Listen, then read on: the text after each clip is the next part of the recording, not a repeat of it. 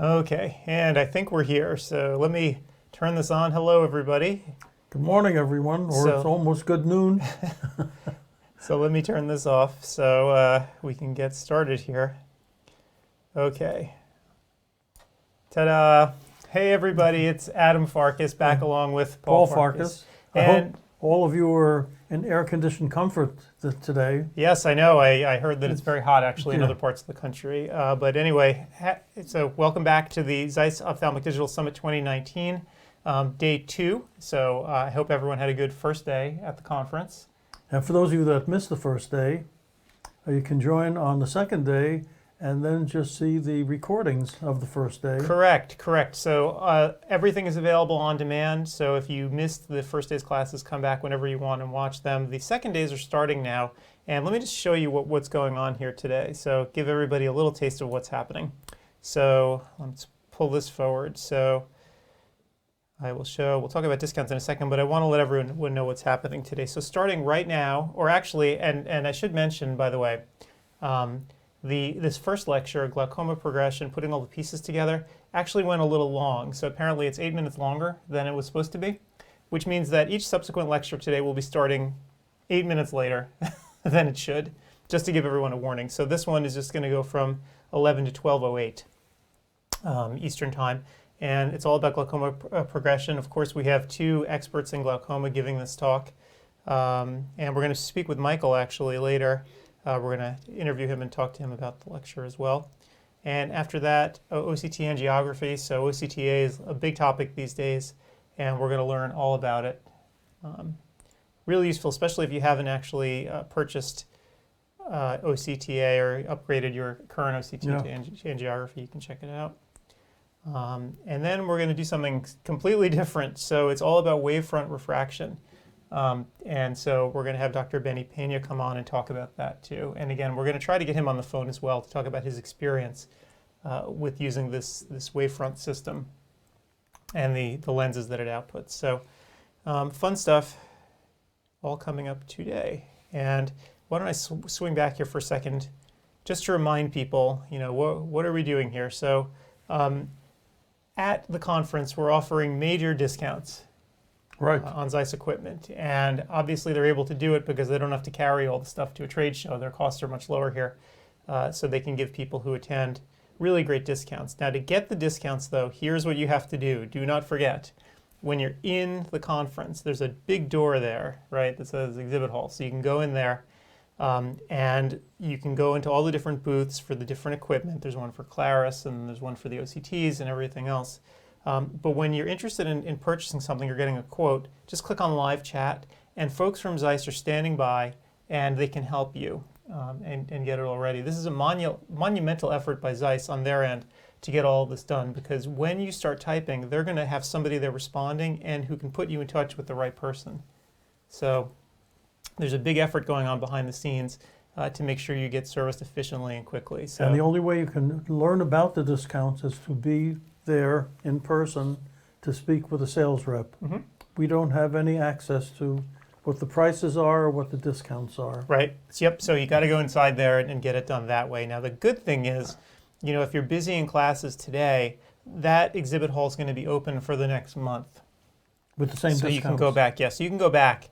And if you're a part of this summit, you can go back and ask for quotes on the equipment. So, because obviously many of you are really interested in these lectures and you're there, you can't get to the exhibit hall because the lectures are back to back. Right. But the exhibit hall will always be there for you over the course of this next month. And in fact, I'll be sending out reminder emails to everyone, reminding them of the fact that this still exists so they can come back at any time. Sure. And if you're certain of the purchase, you don't necessarily have to go to Vision Expo West to do it. Right. You'll get the same discount or even lower discounts possibly. Yep. By doing it here. Well, let's take a look here and see what kind of discounts they're offering. So I pulled it up on the screen so you can see it. So for the digital refraction components, everything's selling at their lowest prices, and they'll extend discounts if you buy a package.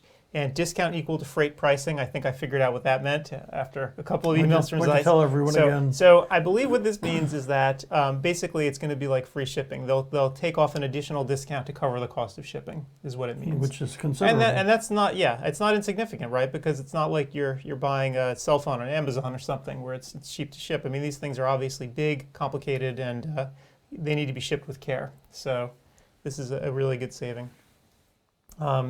So the iProfiler Plus wavefront device, and we're going to be talking hopefully to Benny about this, and we'll have some pictures of it as well so you can see it. But pricing at lowest selling prices, and again, discount equal to freight pricing. All pretest and anterior segment imaging devices, same way.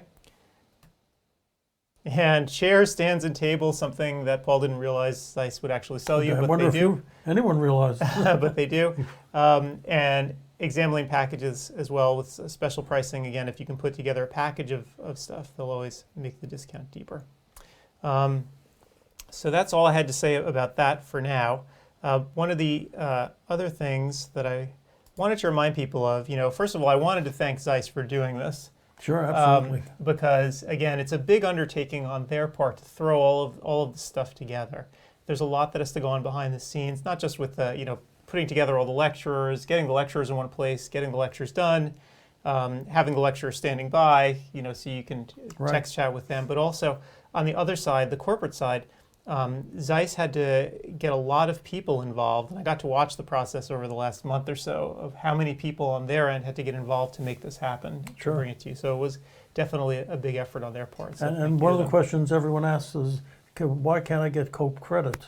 Right. So yeah, I've gotten actually a bunch of emails over the past day. They're like, how come I can't get COPE credit for these lectures?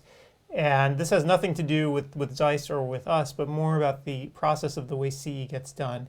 The way COPE works is that if there's a company sponsoring CE, you can't get COPE credit for it. The only way it really works is if there are grants and the company has nothing to do with the content, and that's what COPE will approve.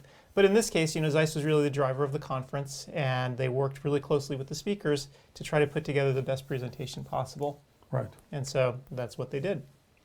So yeah, so no COPE available for this one, but the lectures have been really on great. the other hand, it's free, so... And it's free, that's true. An important point. Free is good.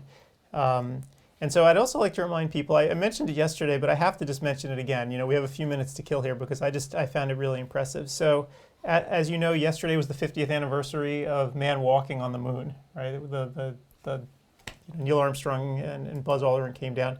And what I didn't realize, and I probably should have earlier, is no one really talks about all of the pictures that you saw from the space missions. And ZEISS, they are a big company, and they have their hands in many things. And lenses are their strength, right? I guess that's where they started. They're all about optics, and they provided the lenses for the space program from the beginning. They developed lenses that would work well in space.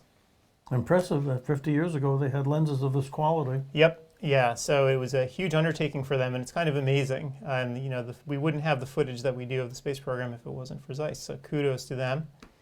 And it is kind of amazing to think about how the tech has progressed. I was thinking about this yesterday.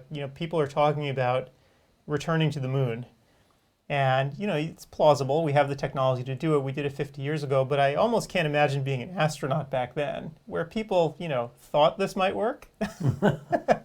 They had some inkling that it could be done, but no one actually had done it. Sure. So talk about bravery of actually getting into one of those things, and yeah, certainly that wouldn't have been for me. Anyway, you want to review yesterday's lectures? Sure. Yeah, we can go over that. Absolutely. Let me pull it on up here. I'll pull it up to remind everyone what we did yesterday. So. And a fairly large viewing audience for the first day. Yeah. Yep. And again, what we've discovered, just so everyone will know this, through doing this for the last 5 years, is that there are many people, a good 60% of people will want to just see the things on demand. They can't make it. Right. And so there's a very high percentage that will watch the stuff later. So whenever we get a live audience, we're always really excited. In fact, I shared this actually with some of the companies that we work with, but I'll tell everyone too. I don't, it's no industry secret. When we do webinars on ODwire, if we get 100 or 200 people showing up live, That's a big deal. It's a big deal, but it also means that at the very least, 1,000 or 2,000 more doctors are going to watch this thing on demand. Yeah, and the reality is, if people are watching us now, they're not at class. Right. Yep. So for people watching us now, this is pure entertainment, right? They're just here. Watching us make fools of ourselves. Yeah, they want to see a disaster, right? So they're waiting for something terrible to happen. But yeah, so that's sort of the interesting thing to me is that there's always that 10-to-1 ratio now, sometimes even a little more. So in the olden days, when we started doing this way back when, doing the webinars, live audiences were the majority of what people would watch. But now, we've made it easy enough so that people can watch things on demand, and so many do. But also, just like with great movies, you might not get every nuance during the first hour that you're watching this, and watching it a second time, you'll get a much better sight. It's like watching The Godfather over and over, and each time you find something new. I wouldn't go that far. But yeah, so it's one of these things where, if we have a live audience, it's great. But what's even more important to me is that people can go back and look at the stuff over and over again, because you can learn more by going back. And the first lecture yesterday that we had was with Dan and OCT Retinal Bootcamp. And this one, I'm hoping that a lot of people do watch it over the next month, because especially if you haven't purchased an OCT yet or just wanted a review of what the units are capable of doing, he gave a really good overview. And sometimes it's nice to go back and review that as well. Sure. So, and again, we had a nice glaucoma lecture yesterday too, trying to keep up with, sort of what is the state of the art in diagnosis and management of glaucoma. So, a big topic here, and that one is available on demand. And then wide field. So again, these wide field cameras are something that, they've been around for a while, but the technology has evolved so rapidly and gotten so good that people might not be aware of some of the latest features of the products. And we spoke with Kevin yesterday a little bit about his ultra wide field unit and sort of how to pick one. And if you've never seen output from one of these things, they're incredibly impressive. I have some pictures here of the Claris unit, and you can just get a sense of what it is that you can see now. Amazing. It just goes all the way out to the periphery. The clarity is unbelievable. And to me, what's impressive is it can be non-dilated. Yep. Which is a tremendous selling point in a practice. Yeah, well, what's funny is, as people have mentioned before, as time has gone on, the fields are getting wider and wider without being dilated, and it's almost like magic. I don't know how much further they're going to be able to push. It's kind of remarkable that the tech has gotten to this point. So that's a normal eye that you can see with the wide field. So kind of impressive. But anyway, so we had lectures on wide field yesterday. And the other thing that was impressive to me about it, and I think Kevin mentioned this as well, if you just take a look at it physically, if you remember what the first batch of wide field cameras looked like, they were humongous, man-sized, incredibly heavy, hundreds of pounds. Actually, I opened one up once, one of the original ones, and it looked inside just like a maze of mirrors. It was almost remarkable to me that anyone could, not only devise a device like that, but then servicing it. So these devices have come a very long way, and you can see just how small the Claris is. It's small enough so that, as you can see the patient sitting there, the device itself actually moves back and forth, and the patient can stay stationary, which again is very different from the older generations where the patient had to move and you had to jam your face in there, and it was really kind of uncomfortable. This is, it looks almost like a slit lamp. It's kind of amazing.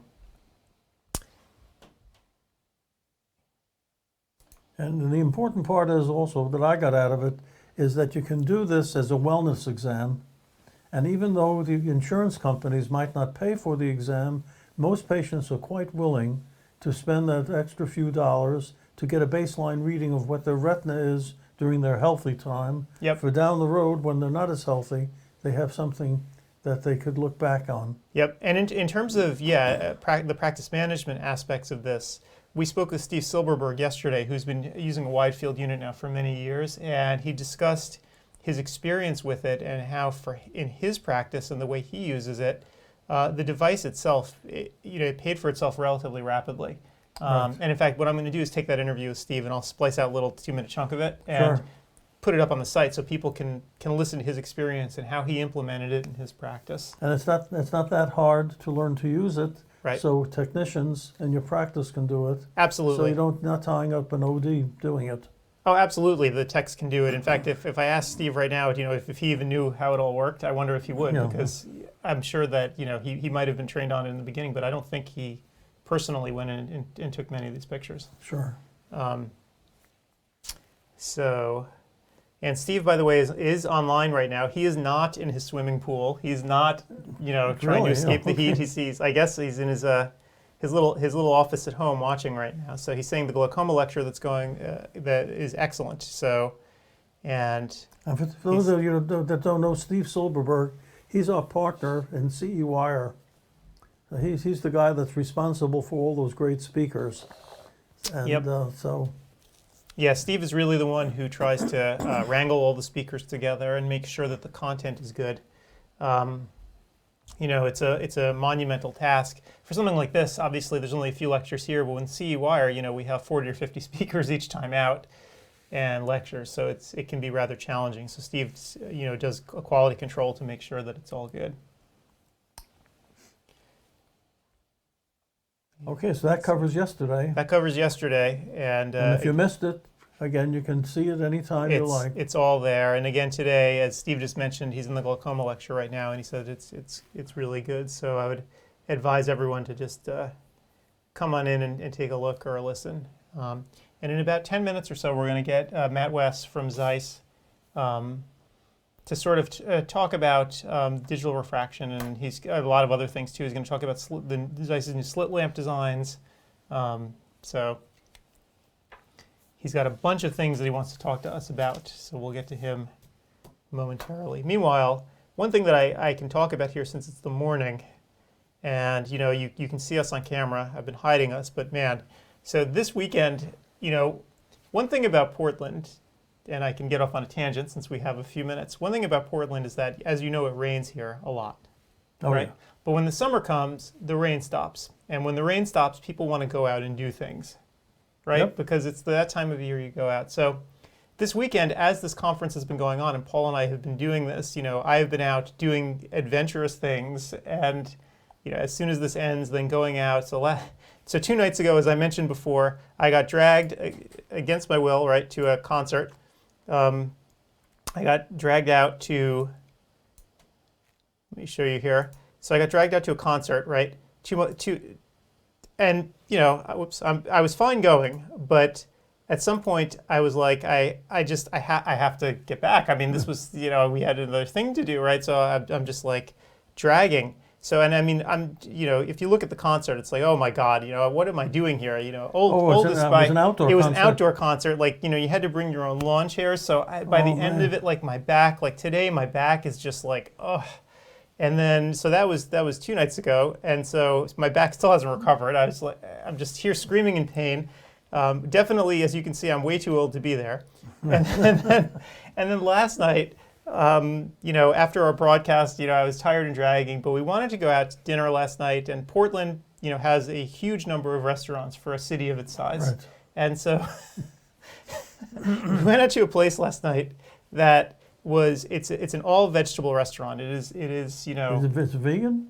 Yes. So but it's elevated, as they say, right? So this is an experience with really elegant food, just no meat involved. So my wife was really wanting to go to this place for a long time, and we went. However, with dinner, they give you a wine flight, and what I was unprepared for was 7-course meal, right?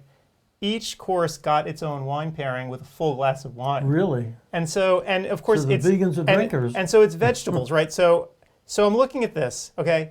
I'm trying to. If you look at this picture, I thought that was an insect. The scale of this food. I mean, it is tiny, tiny. And so with each one of these things, they're bringing out a glass of wine. So after about 2 hours of this, you just feel like you want to die. Sure. Because there's nothing to soak up the alcohol. It's just this little teeny. And last night, and oh my gosh, by the time it was over, I'm like, oh my gosh, what did I do? and what do I have to do tomorrow, and what time do I have to wake up to come in here? So this will explain why we look the way, or why I look the way I do this morning. So I never knew that vegans were drinkers. oh yes. Well, It's Portland, right? I mean, everyone. When I look at most of them, they just look undernourished. It's I mean, great food, but yeah, but I think that, you know, if you're going to have that kind of a wine pairing, you really need to sort of you need some food. meat. For sure. But it was fun. All right, so that being said, let me see what we can do. What Matt's going to be talking about, by the way, when we see him in a few minutes, is just talking about all the latest stuff that's going on. So we've known him for many, many years. He's been in the industry for a long time, so he can sort of keep us up to date on what's happening here. You know his title at ZEISS? Yes, he is the, wait, I have it right here. See, I prepared. Despite my back hurting and having a throbbing headache, I prepared to this today. Associate Director of Vision Technology Solutions. So that doesn't tell you much, does it? No. Well. So we'll figure it out. But yeah, I'll give him a call here in a couple of minutes, and then we'll go from there. And again, right now, if you are listening to us, what you might want to do is stop listening to us and go into the glaucoma lecture that's going on right now. If you go in, you know, you can just pick it up where it is, or you can wait. If you wait another 40 minutes, that thing will be over and then available immediately on demand. But again, you don't want to do that because you want to see the other lectures. But then it's going to crash into the next one. So yeah, you might just want to jump in, and then you can always catch it on demand later as well. Of course, sometimes, you know, you're interested in some topics and not others, and you know, you might want to jump into that one. Well, you know, they may be interested in the backstory of how these things are produced. The quality, Steve was remarking at how great the quality is. Yeah, so you know, ZEISS went all out this year to put these things together, and I know that, you know, obviously we're trapped here, so we can't see anything. You know, I'll look later when they go on demand, but apparently the speakers have also put cameras on themselves this time, so it's not just the PowerPoint. You can actually see the speakers, and there are pros and cons to doing it that way. I know a lot of people do like it. The only challenge with doing it that way is that it makes the slides smaller. So, right, because you can't put as much stuff on the screen. But yeah, people do tend to like it, and we might do that for CEWire as well this year. We'll have to see. Oh no! Some speakers don't like with 40 plus hours or 50 hours. You kidding? Well, some speakers don't like being seen while they're doing it. Oh, absolutely, you know. As you get older, your face is meant for radio, not television. So our older speakers for sure would say, well, you know, just maybe I don't know. Only be a voice. Well, yeah. So we'll have to see, but you know, people really do like it, and I'm looking forward to getting feedback. Actually, we have, and by the way, if you haven't taken any of the classes yet, we have surveys set up at the end of each lecture. So when you're finishing up, you'll see a link at the end of each lecture. Click on it. There's a 4-question survey. Literally, it takes under a minute to fill out, where you can give feedback on each talk. And there's one of the questions has a text box where you can just type in stuff that you want, where we ask feedback. What would you have liked to have seen? And please feel free to write whatever you can there. The more feedback we get, the better. We used that same technique at CEWire this past year, and from it we learned a lot. We learned a lot because, you know, literally thousands of surveys were filled out. And because we give people the space to write what they're feeling instead of just giving them multiple choice, we learn an awful lot about what people like and what they don't. So very useful. So why don't I try to give Matt a call here. Sure. If I can find him. And then we can get going. So hang on a sec. And by the way, while I'm doing that, while I'm trying to grab him before I do that, I'm just going to put this up on the screen so people can see. If you haven't actually registered for the course yet, if you go to ods2019.com, that's the place to go to get into the conference. And registration is free. It just takes a couple minutes, and you can then dive right into the lectures and get your discounts.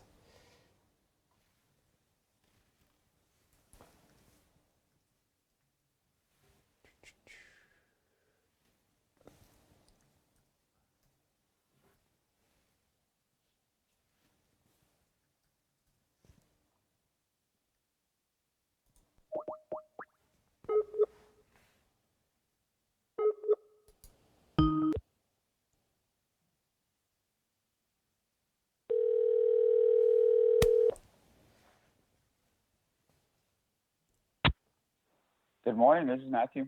Hey, Matthew, it's Adam and Paul Farkas. How you doing? Hi, Matthew. Good morning. How are you, gentlemen? We Okay. are good. We are doing really well. How are you doing?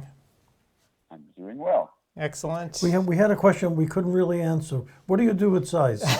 I wear many hats for ZEISS. Yeah. So I'm the associate director for VTS, which means I'm in charge of launching the equipment within Carl Zeiss Vision. So I'm in charge of all the amazing devices that we have to offer for the vision part of our company. Got it. So you're the person to ask then about all of this stuff. So this is great. Absolutely. Yeah, so this is great. So I'm glad that you were able to make it out and talk to us today. So I started putting up pictures of different devices this morning and starting to talk through it. But maybe you can give us a better overview of what all of this stuff is. So when I was browsing through the website, they started talking about the ZEISS experience. Do you want to just take us through a little bit about what that's all about? Absolutely. So 3.5, 4 years ago, ZEISS was one of the only companies in the world to develop and create an entire portfolio of routine diagnostic devices and launch it into the market at once.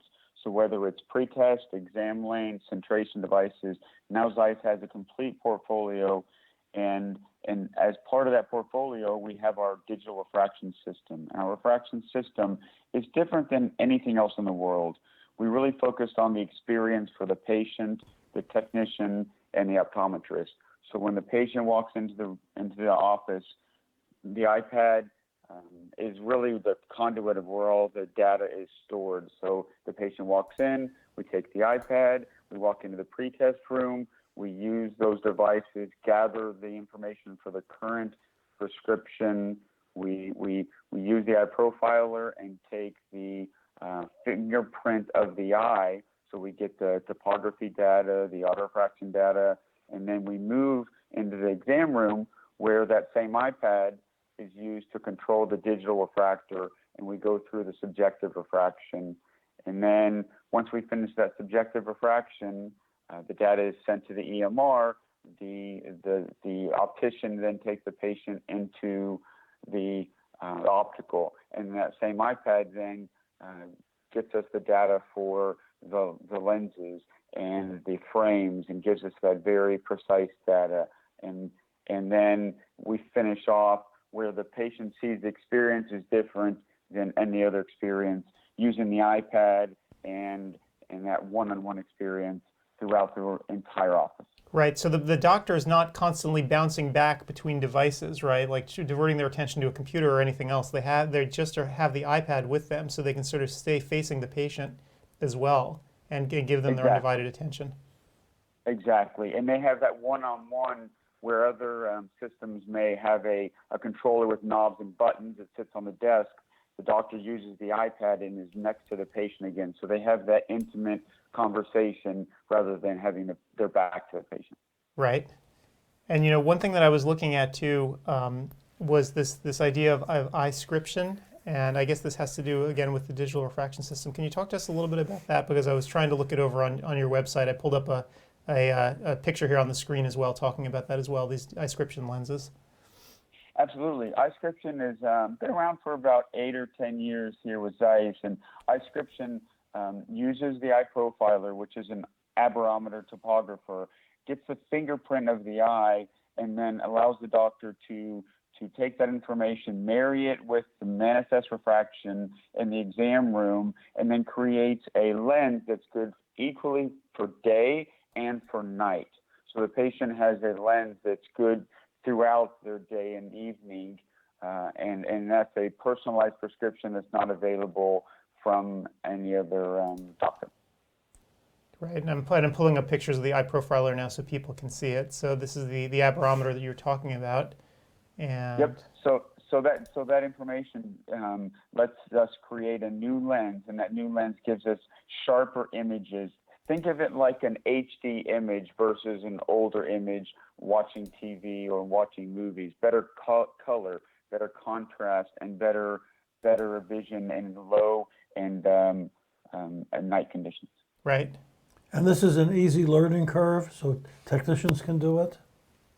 Absolutely. So the aberrometer is fully automated. So the patient sits down, puts their chin on the chin rest, and the aberrometer takes over.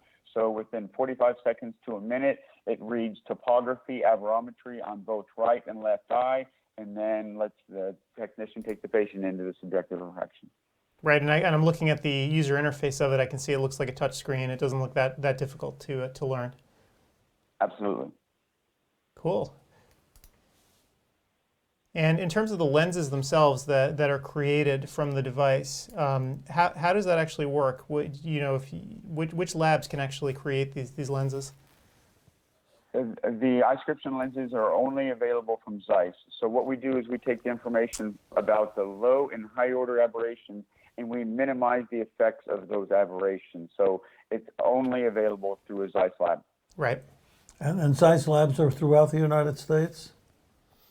Absolutely. Yep. So we have our main lab in Kentucky. We've changed things over the last few years and created kind of a super lab in Kentucky. And most of our lenses come through that main lab or some of our smaller labs throughout the U.S.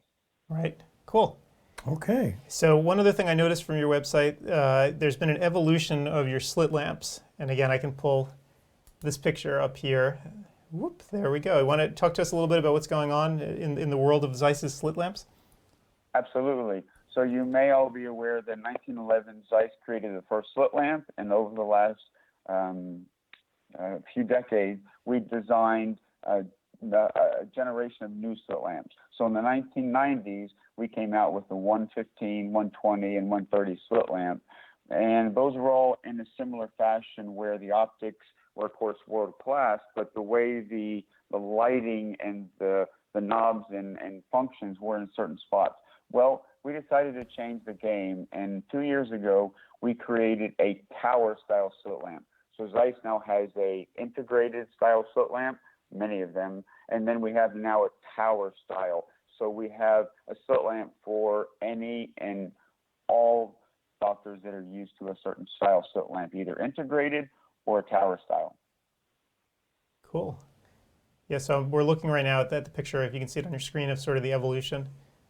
And Yep, and you can see with all of our slit lamps, as of 3 years ago, we created digital slit lamp imaging systems to go with all of our slit lamps. So not only can you look at the eye, see the health of the eye, but you can also document that. You can take images and videos while you're looking at the eye and then educate the patient. right, and speaking of which, on the next slide that I pulled up, it looks like you guys also have, so if I'm getting it right, you have a handheld retinal camera?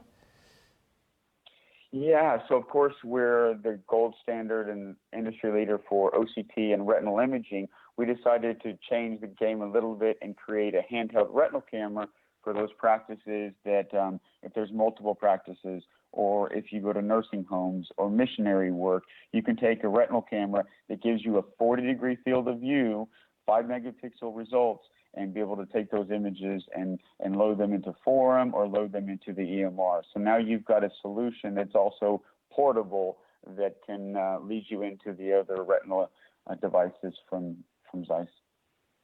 Right. That's pretty crazy. And it's funny, looking at all the stuff, it seems like integration was a pretty big deal. As you mentioned, iPad controllers for a lot of this stuff. And I mentioned, too, at the summit today that there are deeper discounts that are available for folks if they can buy in packages. And I'm kind of wondering, from what you've seen, do people tend to buy sort of packages together? Because it seems like each device sort of plays nicely with the other. Yes, absolutely. Most of the time when doctors are either expanding or opening new practice, there's lots of opportunities and lots of different companies to work with. So what we designed is what we like to call the solution for everyone. So the continuum of care that ZEISS provides is from the visual needs analysis through the subjective and objective refraction into centration and into lenses. We offer solutions where you buy multiple products and we can provide a discount when you blend them together. And only ZEISS is able to offer something from what everyone knows in the industry to be the gold standard for the high-end medical devices. And then, of course, everyone knows about ZEISS's amazing lenses. Now we have a portfolio in between we call the routine diagnostics. So only ZEISS can provide the medical devices, the lenses, and now this in between solution. And then when you bundle them together, the lenses can pay for the optical. And what I mean by that is when you purchase a certain amount of lenses from ZEISS, we can offer a discount towards the equipment. So your optical can pay for your medical, and only ZEISS can offer such a solution because we have a end-to-end solution. Right. Right. One question I have, with all this equipment, are there lots of wires and cables running in any That's place? a great question. You know, going back 3 or 4 or 5 years before ZEISS offered our what we call essential line, yes, there's cables everywhere for most companies. With our technology, we use Bluetooth and Wi-Fi technology. So for most of the devices, it's all done with the newest, latest, greatest, and either the iPad or other devices are used without having cables everywhere. Yep. Sure. Yeah, I mean, and Paul's actually funny because he's asking this question because if you saw our studio that we have here at ODwire, it's undergone a similar kind of evolution, right? Whereas before, I still see plenty of wires. we still have plenty of wires, but as before, like we were tripping over them, like they were everywhere. He had to like walk like there were bombs on the floor because he had to be so careful about what we were doing. But we've replaced so much of the older technology with things like digital mixers that a lot of the old analog stuff is just gone. And so much is wireless now. So it's just amazing, even in the past 5 years, how much has changed. Right. Absolutely, yeah. Sometimes there are a few wires, but overall, we really changed the game and use newer technology like Bluetooth and Wi-Fi, so you don't have those cables, to your point. You know, one final question we have. What's the ZEISS continuum of care? What does that mean? Well, this is a good slide. It's showing that ZEISS is not only in the high-end medical part of our industry and our lenses, but we have these routine diagnostics. Everyone needs a lens meter. Everyone needs an NCT. Everyone needs an autorefractor. And now we have our digital fractor and our slit lamps. Everyone used our slit lamps in schools, but maybe everyone's not familiar with the fact that our pricing is as aggressive as it is now. So ZEISS now is not only in the medical lens, but also in this routine diagnostic. So the doctor can partner with ZEISS for everything in their practice, from lenses to the advanced diagnostics. And not only that, as I'm going to pull up on the screen here because Paul and I were shocked, chairs, stands, and tables.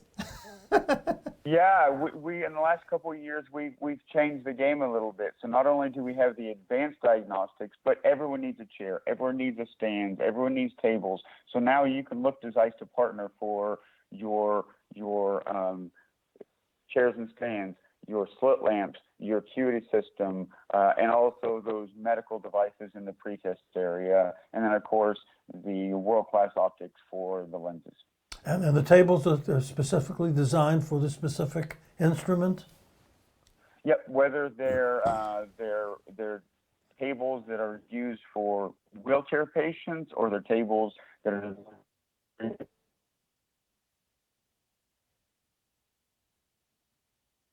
Oops, I think Skype has cut out on us. Still there, Matthew? I think a telephone call. I think I think his cell phone provider and/or Skype has a. Do you want to call?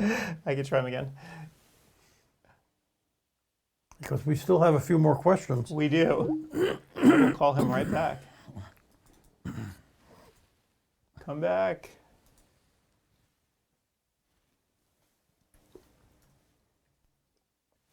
I will get him back.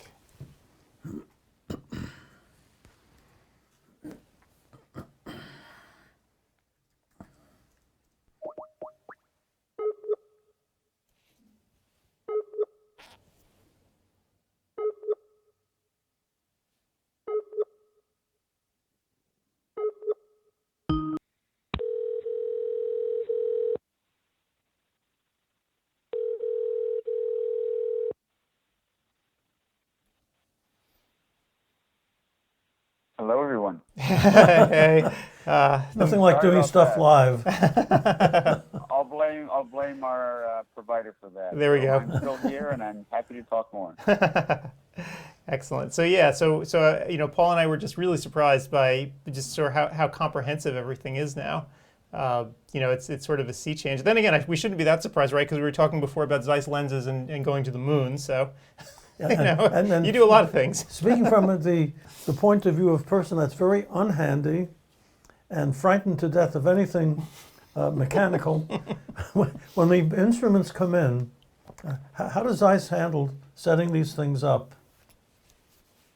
That's a great question. We have a team that comes in your practice. We'll set them up. We train you on them. We have e-learning as well as face-to-face technology.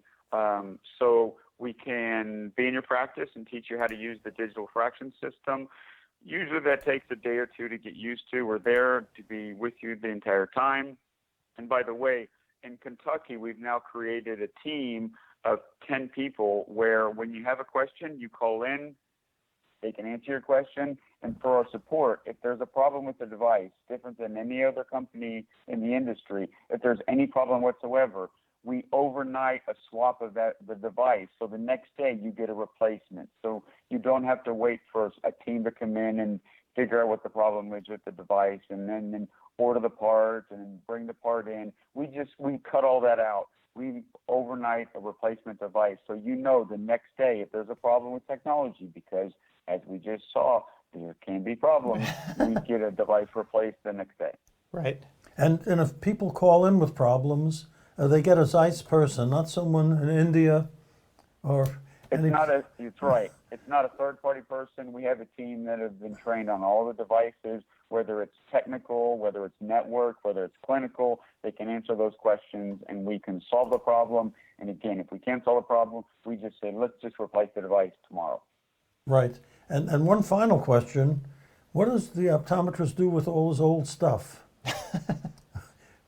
Got to make room for the new stuff. What happens? For your new stuff, we have partners that can help you sell the older technology. And by the way, if for whatever reason it didn't make sense to have a digital fraction system, we do have some of the manual type instruments as well to replace some older devices. But we do have partners where you can trade in your older devices.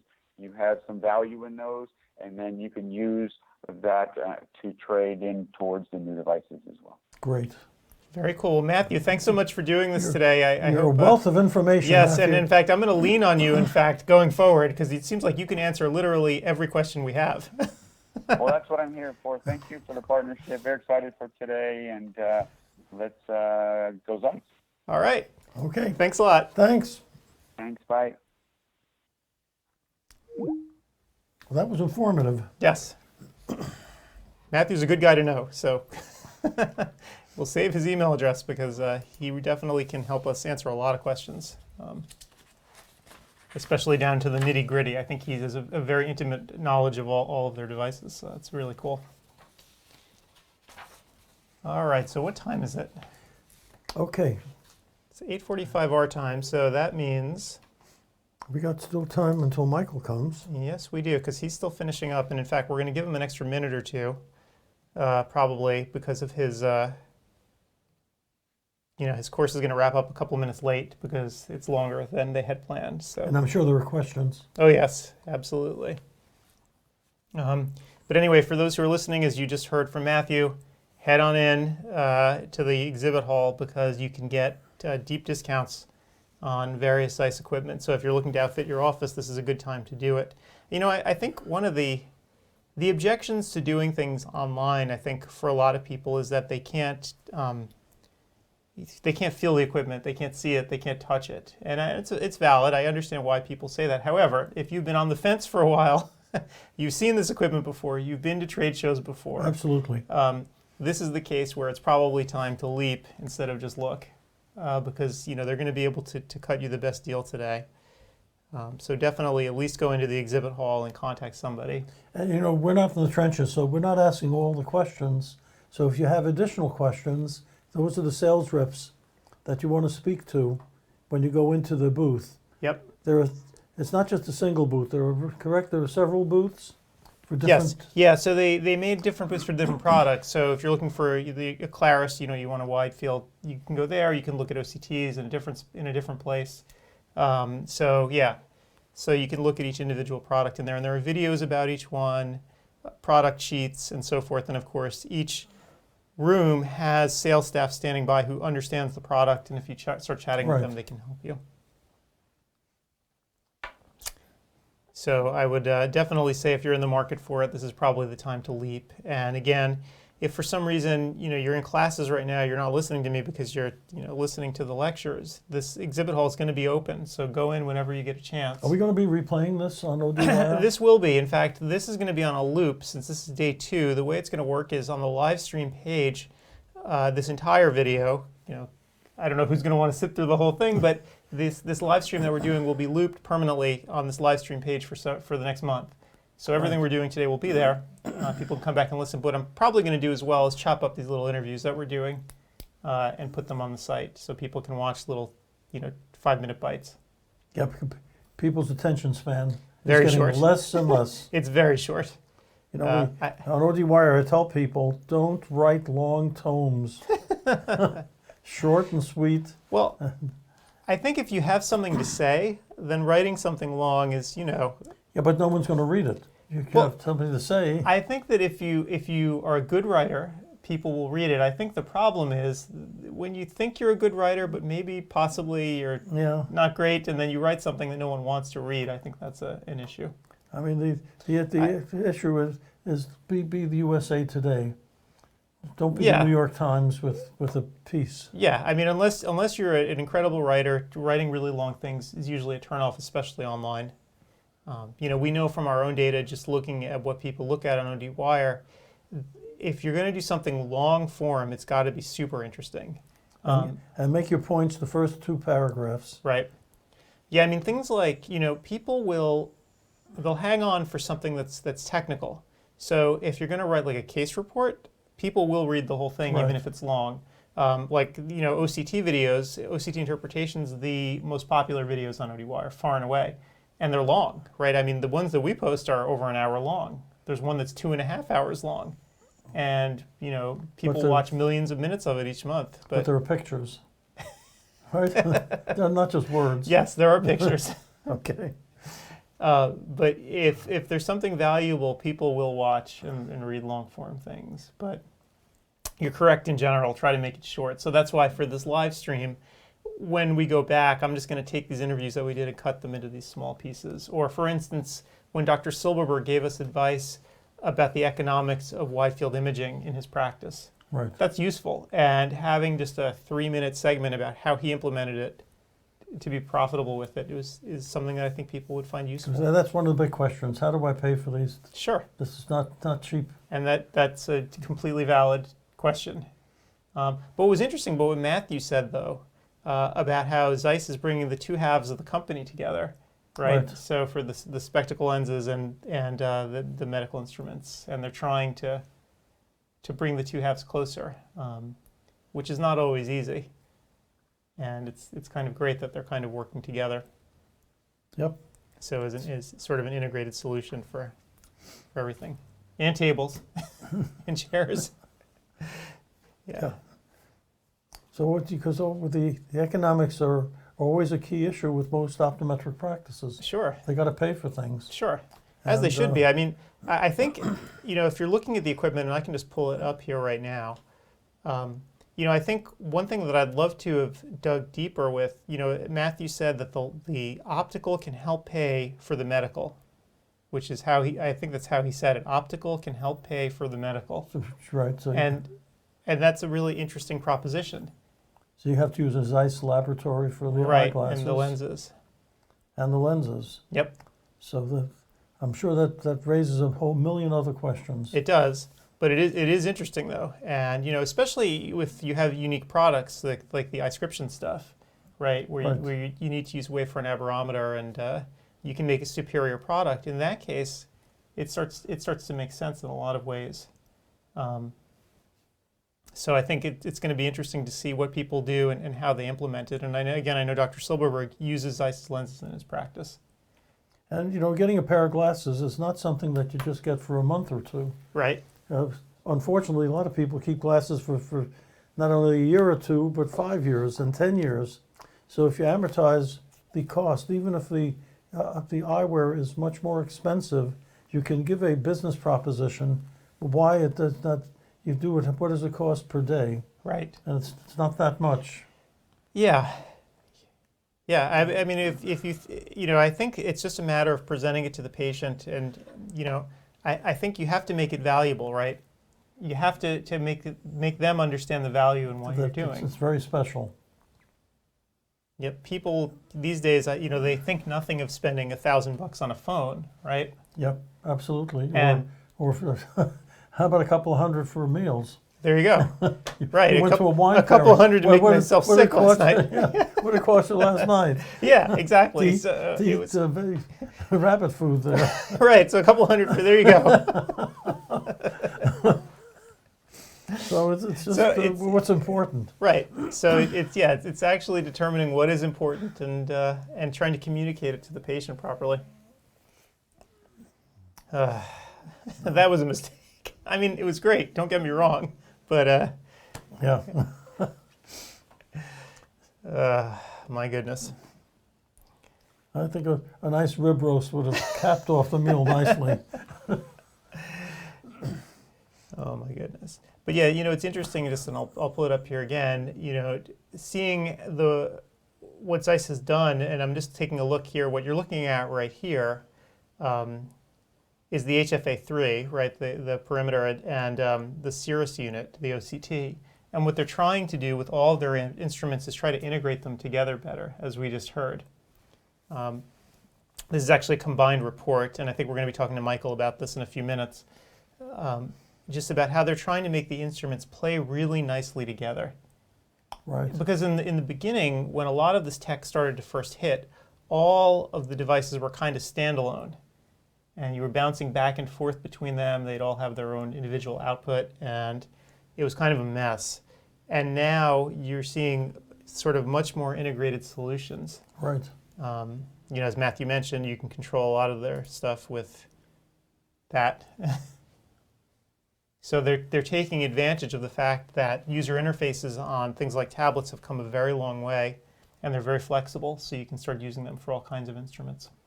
And the other part is, I think the future, sooner or later, there's going to be managed care and lots of patients coming in. And how do you manage without having a nervous breakdown, seeing double the patients that you're seeing today? Right. And unless you have technicians doing a lot of the work and you're sitting in one spot, just getting the professional part, you're going to be in trouble. Yep. So. But I mean, even if you do everything yourself, I think the real problem that people have had in the past is that these systems generate so much data that you need to start having solutions that make sense of what it is that you're looking at. So again, I'll pull this up, right? So what you're looking at on the screen, and we'll talk to Michael about it, can help you track glaucoma suspects much more easily, right? Because it's giving you summary data of everything that's happened before. I mean, imagine if you had to go back and look one by one at individual readings over the course of time. It would be... Yeah, and also the speed that the patients will report now versus before. Yep. It took much longer per patient per unit. So everything is picking up speed.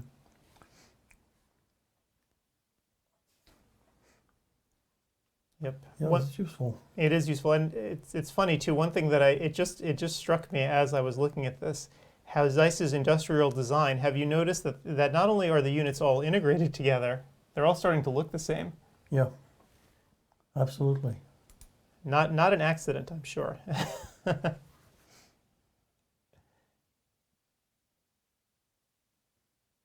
Well, I'm sure people are just ready to go and close a deal. Yep. Well, hopefully, and one thing that I'd be really interested about too is if you're attending this conference right now and you're looking at all this, I'd love to get your feedback about what your experience of this. Yeah, no, we don't work for ZEISS, by the way. Nah. We're not on commission. No, we're not on commission, that is for sure. So I'm just curious, what I'm curious as to what people's experiences are of this kind of a conference.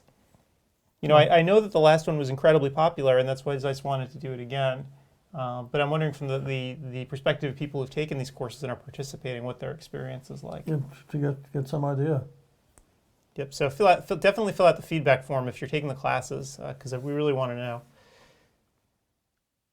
Yep. And so again, we're going to be talking to Benny about this as well, about the ascription lenses. And the feedback is that you can't stand looking at us. Yeah. To tell us we can sleep later next year. There you go. Well, it's somewhat reassuring though doing this and coming out and being here, because it helps us know what's going on if someone's having a real problem. So as I'm sitting here, speaking with all of you, I've got another computer in front of me, and I'm able to take care of any questions, that are coming in. So, there were many more questions yesterday, for sure. Yep. Yeah, so things definitely it's always the second day where things go a little bit smoother, so. People have no trouble getting on today. No. Yeah, I mean, there's always occasionally, like I see people, I need a password, I can't remember my password, I can't get in. Yesterday there was a problem where some people couldn't see the login button, and that was fixed, so. Yep, so Steve just mentioned, more people are attending this conference this year than attended the ZEISS conference last year. So there are more people this year. So it remains popular. So I'm happy to see that. Yep, absolutely.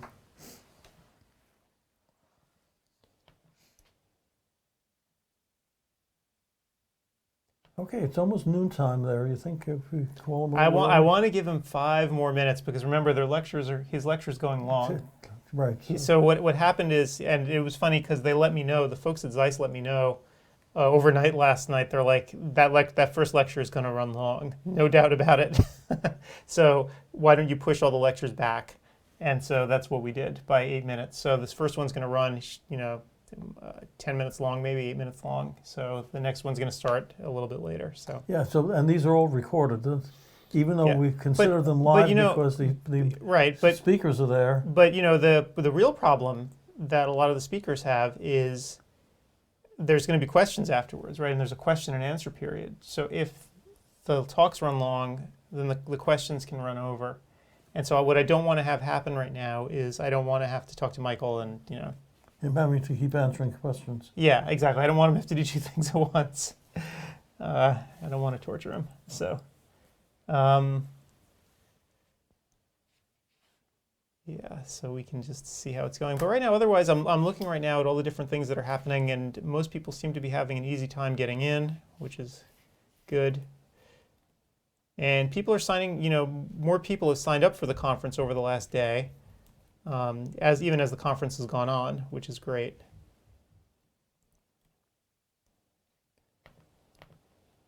Yeah, let me pull it in here.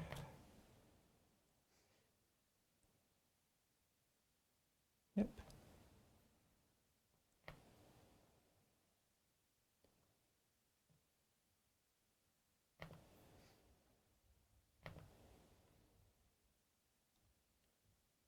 What surprises me is that more people don't sign up. We certainly publicized it to our 22,000 members, and if something is free, what do you got to lose? Yeah, if you don't, it can just be hard for people. It's for something like this too. What I don't understand a lot of the time is it's free, but it's also going to be on demand. So why not sign up? Because people actually have emailed me and asked, should I sign up for this? And I answer, why not? They're like, well, I can't make it this weekend. Should I sign up for it? I'm like, sure, you should sign up for absolutely. it. It's going to be here for the next month, so sure. So maybe we could, I don't know, make the message even stronger next time. The on-demand period. But of course, they can sign up for the next month. Exactly. So there'll be many, many more numbers. Yep. Coming in. Yep. And so over the next month, what we're going to do, of course, is send emails out to people again and let people know that it's here, and if this is something you're interested in, come on out. And you'll probably run maybe 10 minutes of a beginning of a lecture that we've done in the past. Yep. To just get people an inkling what it's like. It's hard for an older person like me, to have any concept of how all this is happening. I mean, how can you have these lectures that seem live, but they're not live? Well, And- I think there's definitely, if you're not used to something like this, it can be new. Although, as we've learned with CE Wire now over the years, slowly but surely people are coming around I to mean, it. I panic when they say, what's your username and password? I start shuddering. Oh, I'm shuddering. So he got a new Roku at home, and I'm sure it's going to be sitting there waiting. And I am just in sheer dread because I'm going to help him set it up, and just having to go get all of his different usernames and passwords for the different services. I'm just like, oh. Oh, I didn't even tell you that I got a new message from the new TV set Oh God. that my wires are not up to date Oh. with high definition, and Oh God. so I have a 4K unit that doesn't want to even talk to me anymore. So they are. Yeah. So anyway, some people, they don't mix well with tech, but what we've noticed is over time, it's getting better. People are getting more comfortable doing it this way. And it's like anything else. Once you do something for the first time, it gets easier, right? I went to the Apple store. My battery ran out on my iPhone. I'm one of the last people who use an iPhone to make telephone calls. Most people don't. But there was in the back there. You're familiar with the Genius Bar. There was people giving a lesson on how to use an iPhone, and there were 3 people on a walker, 1 in a wheelchair, trying to learn to use it. I feel sorry for the person that has to give instructions on how to use, how to use an iPhone. It's just even hard enough just to try to. I mean, I see people just doing this when they're doing the. I can't do that. I got to keep doing that. Oh yeah. So Can't use your thumbs, so yeah. But people will learn. I mean, it's just something you have to keep up with, and once you do it, it's easy. Yeah. For instance, I taught him how to take an Uber the other day, right? So that was the last time I used it, by the way. I'm still intimidated. I don't know, I mean, even when I pay a credit card bill now, I'm intimidated. They ask, how much do we leave a tip? And they give you the choices from 25% down, but yet they don't take anything to your table. They call you to pick up your food. So how much tip do you give? And I'm constantly like a jerk, still giving 20%. I'm too intimidated not to. I don't know what's right. Is it right to give somebody that's not waiting on you the same tip as a waiter? I don't know. These are ethical questions that only each individual can answer for themselves, I guess. But your fear of taking Uber is like borderline crazy, though. I mean, in Portland especially, it's the easiest way to get around if you don't want to. Yeah, but well, one day. Anyway, so hopefully, people at this conference aren't as tech backwards as him, because we want people to get out there and explore the new stuff. Hopefully when they, go out and they see things like this, they don't have a panic attack. But it's easy to learn. I mean, this stuff has a very easy learning curve. So if technicians can pick it up quickly, certainly an OD, even if an older guy, should be able to. Oh, absolutely. I mean, the pity is that people that are younger that would eat the stuff up are just too poor when they start a practice to be able to afford this. So it's always the second go around when you're now busy, and then let's clear out the old equipment and get new stuff. So you're dealing with a somewhat older group. Well, though the target market for this are the technicians in your office, right? I mean, realistically, obviously the doctors are going to be looking at things like the combined reports and so forth. But in terms of actually using the user interface on a lot of these, it's going to be the technicians, and it's going to be younger people. So Right. That's why I think these are so easy for people to deal with. I mean, it's like second nature picking up a tablet for a lot of people. So, and in fact, these days, most computer usage is now done on phones and tablets, far and away. When you look at statistics, I mean, I can even tell you from ODwire itself, the vast majority of people, don't use something like a desktop computer to use it anymore. Really? Yeah, they're using things like an iPad. Not me. Not you.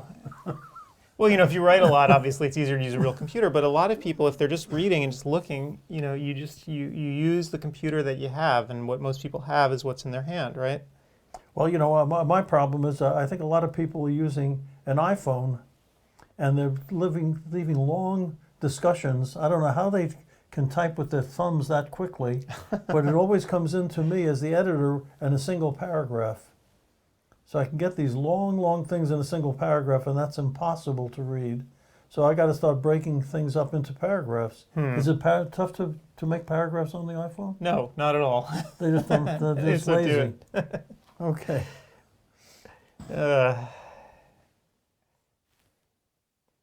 All right. So maybe I can get Mike on the phone. Let's see if he's there. We can see if he's there. Yeah. Hopefully, let me go and find him.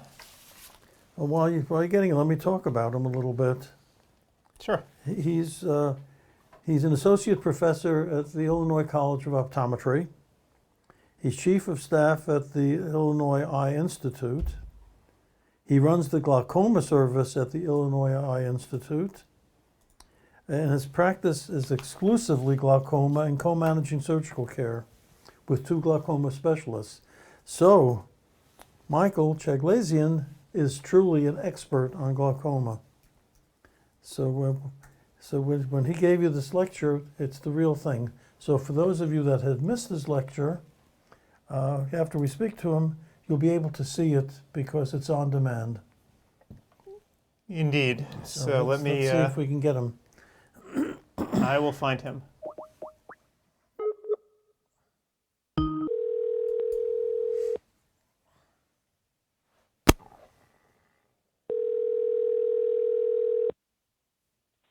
Hello. Hey, Mike, it's Adam and Paul Farkas. How you doing? Hi. Hey guys, how are you? You sweating in Chicago? You know what? We just had a thunderstorm come through, so it's about 4 degrees cooler. Oh, good.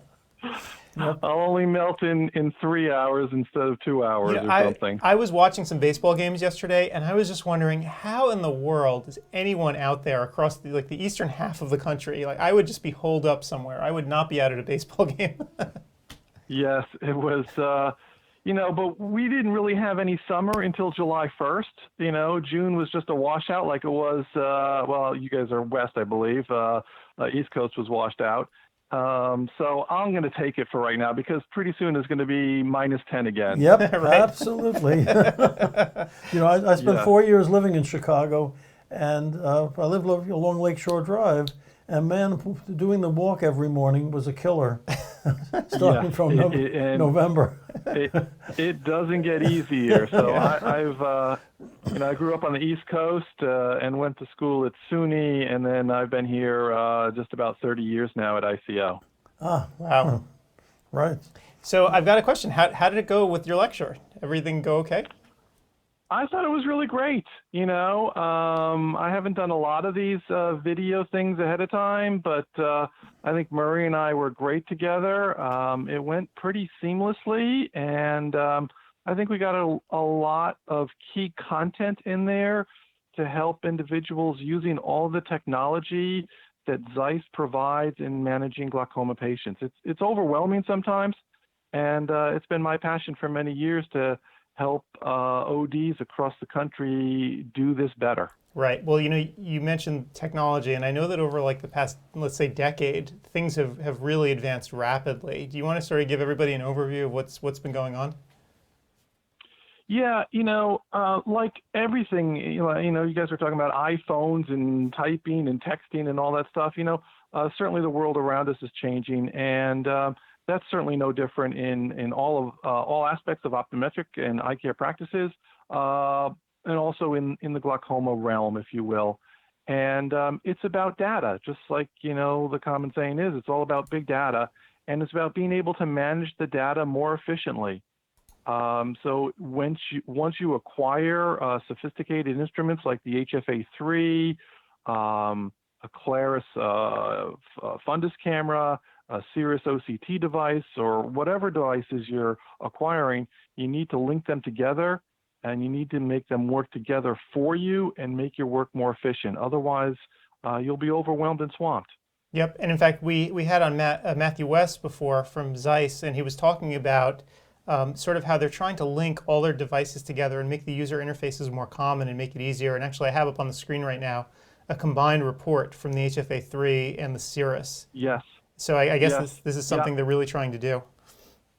I've been using the combined report for quite a while, and you need to. It's like anything with a computer. It's unfortunate sometimes. So many practitioners perhaps didn't grow up, or even if they did grow up with using sophisticated technology, it takes an extra effort to make it work for you. And the combined report is one of those things, whereas if you don't know about it, you don't know how to link things together, you don't understand the efficiencies that it can provide in the time savings of looking at the visual field and the OCT together, right and left eyes, as well as the aspect of you're less likely to make a mistake with your patient, and you're more likely to catch change of disease, which of course is a great concern for all practitioners and of course for our patients. Right. And you mentioned tracking your patient. You also had in your lecture, I know, guided progression analysis. Do you want to talk through people, what that's all about? Yep. So GPA analysis, as ZEISS has branded it, applies to both the perimeter, to their HFA3, and to their ZEISS OCT device. And the idea is that this progression analysis is analyzing your data statistically for true change over time, true change that is related to disease progression. And one of the only real ways to reaffirm that is to have a series of images. I think you just put one up on the screen there. Yep. And to look at the instrument helping you identify where change and loss of tissue is. Here in the case of the ganglion cell analysis on the top and the RNFL circle scan around the optic nerve head on the bottom. And those red or brown areas, as Murray and I pointed out in our lecture, those are identification of change. And, by the time you get to the fourth one, it's very abundantly clear. The goal of the practitioner is to identify that as early as possible and change intervention via IOP lowering for their glaucoma patients. Right. And so in this particular picture, it looks pretty obvious over time. But as I was talking to Paul about it before, if you had to manually go through all of those past exams and just flip back and forth, I can't even imagine how one would do this in the olden days, like with paper. Yep. Well, there's a great photograph from a slide lecture many years ago where, you used to print out the paper reports from a Humphrey field analyzer, and then you'd lay out the pieces of paper on the floor and walk on top of them to try and see if the grayscale was changing. You guys are familiar with paper charts, and, it just really was impossible. But there are definitely some learning hurdles to understanding how to make this data work for you. And the GPA analysis is one step. I would really say that the next step that many practitioners that are doing glaucoma on a fair amount or a regular basis need to look at is the Forum Glaucoma Workplace module that is part of the Forum viewer. Right. And Forum, as you know, is an image management system. It's a PAC system like MRIs would go into in a hospital. It houses all of the data that you're collecting, whether it's corneal topography, photographs, ultrasounds, whatever image that you are acquiring diagnostically for your patient, the Forum viewer system and its server houses that, and then you're able to analyze it with special workplace modules. And Glaucoma Workplace is one of those modules that I use on virtually all patients that I see on a regular basis. You're working with MDs, ophthalmologists that are glaucoma specialists. Are they speaking the same language as what you're describing? Paul, not always. Some of them are. But the glaucoma surgeons that I work with, and I want to try and be reflective of practitioners across the country in different settings, but many of the glaucoma surgeons that we're working with are already at the moderate to advanced stages of the disease. And in those cases, the decision has already been made that the patient has gotten worse, progressed, unfortunately, too rapidly or too advanced, and surgery is what they're focusing on. So unless you're talking about the glaucoma MDs who are really working on the early stages of the disease and helping us understand how to manage the early stage of the disease, I will say that often they're like, okay, your patient's getting worse. That's why you sent them to my office. I'm just going to go ahead and do laser surgery. So I feel it's really more and more incumbent upon the optometrist, and you both know that there's going to be an overwhelming demand for eye care services amongst the older baby boomer Medicare population that ophthalmology cannot serve. And so I want to help put these tools in OD's hands and have them use them to great efficiency to help identify these patients who are progressing and getting worse. Sure. So, you mentioned before we mentioned field testing versus OCT. So in glaucoma, what do you think? Which one's more important, or are they both important? Yes, certainly they are both important today. And this is different from just 5 to 10 years ago when OCT was a nice to have. You maybe needed to have it available for your patients, but perhaps not all patients were getting tested all the time.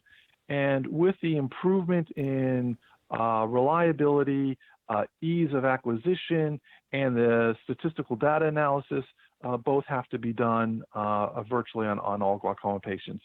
And as Murray and I both alluded to or spoke to in our lecture, we use both from the beginning of the diagnosis, and we tend to do both visual fields and OCT on a more, in terms of frequency of testing basis, perhaps as much as every 6 to 9 months, certainly more than once a year on many patients to build a baseline of tests and to be able to identify a trend line progression analysis. Mm. So what is this trend and event analysis? What do you mean by that? So when you measure the visual field, you get an indice, either the mean deviation, which is the overall deviation from normal in decibels, or the VFI indice that ZEISS uses on its HFA3 perimeter. The VFI is a visual field index, and it gives you a numerical percentage of the normalcy of the visual field. And you track that percentage value over a series of tests over a series of years. And when you have a line of or a plot of data of a certain value, you can draw a regression line through it, and you look at the slope of that line. And negative slope over time at a certain rate of about minus 1.5% per year indicates a visual field that is progressing and getting worse. Virtually impossible to eyeball identify on paper printouts spread across your chart, or even if they're not paper printouts, thumbnail images that are just stored in various places in your EHR. So you really have to work hard to find that value and track it over time. The trend analysis gives us that information in one snapshot. Right. And so you mentioned 1.5% per year. Is that a hard and fast rule, or is this an evolving measure? Exactly right. Almost nothing in optometry, eye care medicine is a hard and fast rule. That's a general rule, particularly more so for younger patients with a longer life expectancy. And that a rate of progression over that would probably be deemed, inappropriate, unacceptable, and need further intervention. It might be acceptable for a very elderly patient, perhaps with other disease, comorbidities, systemic diseases, and perhaps an expected shorter life expectancy, or at a very, very early stage of disease where a little bit of progression won't harm them functionally. Right. Of course, all of that is a caveat because, my practice nowadays is filled with 90-year-olds, so you have to be very careful about the judgments that you make of patients' life expectancies. We all know patients are living longer today, and that's great. Our job is to keep them seeing well throughout their lifetime, and that's why we have to be very careful about these rate of progressions. But the only way to really identify rate of progression is to collect the data with your OCT, with your visual field, have the instrument plotted out for you, and you be able to analyze it in an expedient fashion that doesn't, detract from the efficiencies that you need to maintain in a busy practice environment. I mean, we're not getting paid extra money to do all this work. Right. And you're doing Unfortunately. you're doing a lot of testing now, right? Versus the old days. How do you make it efficient enough to move the patients through doing all of this testing? Well, you have to look for the newer testing programs that are available from ZEISS, for example, with CETA Faster, that saves 50% test time, so half the test time over a CETA standard test program, or 30% savings over the CETA Fast algorithm. And they've been validated, this newer program. I think John Flanagan talked about it in his presentation yesterday morning, and I would encourage everyone to watch that if they didn't see it yesterday. But CETA Faster is a welcome addition to speeding up visual field tests, not so that we can do the same number, but really so that we can do a few more of them and then be more certain that we have enough tests to identify true change over time. That's a great visual there showing how much test time savings is acquired with the CETA Faster algorithm that I've been using for over a year now and find it invaluable. Right. And field testing is kind of irritating for patients in general. Do you find the faster tests goes down a little better with them?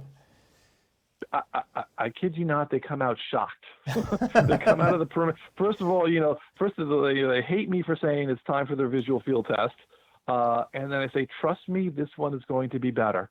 And they come out, about 2 minutes, often for each eye, maybe 2.5 minutes. And they're like, that was a world of difference. And, I display for them on the monitors that I have in the exam lane how I use this data. And it's easy to show them that trend analysis line. They identify a negative slope, and when it's getting worse, that's a real pictorial for them. And I do that both with their visual field, because that's what they can relate to, even though they might not have any visual symptoms yet of loss from glaucoma, and I show it to them on the OCT color reports because it's so important they understand that this is happening at the level of your optic nerve. This is tied into your brain. This is tissue that does not go, does not come back once it's lost. Right.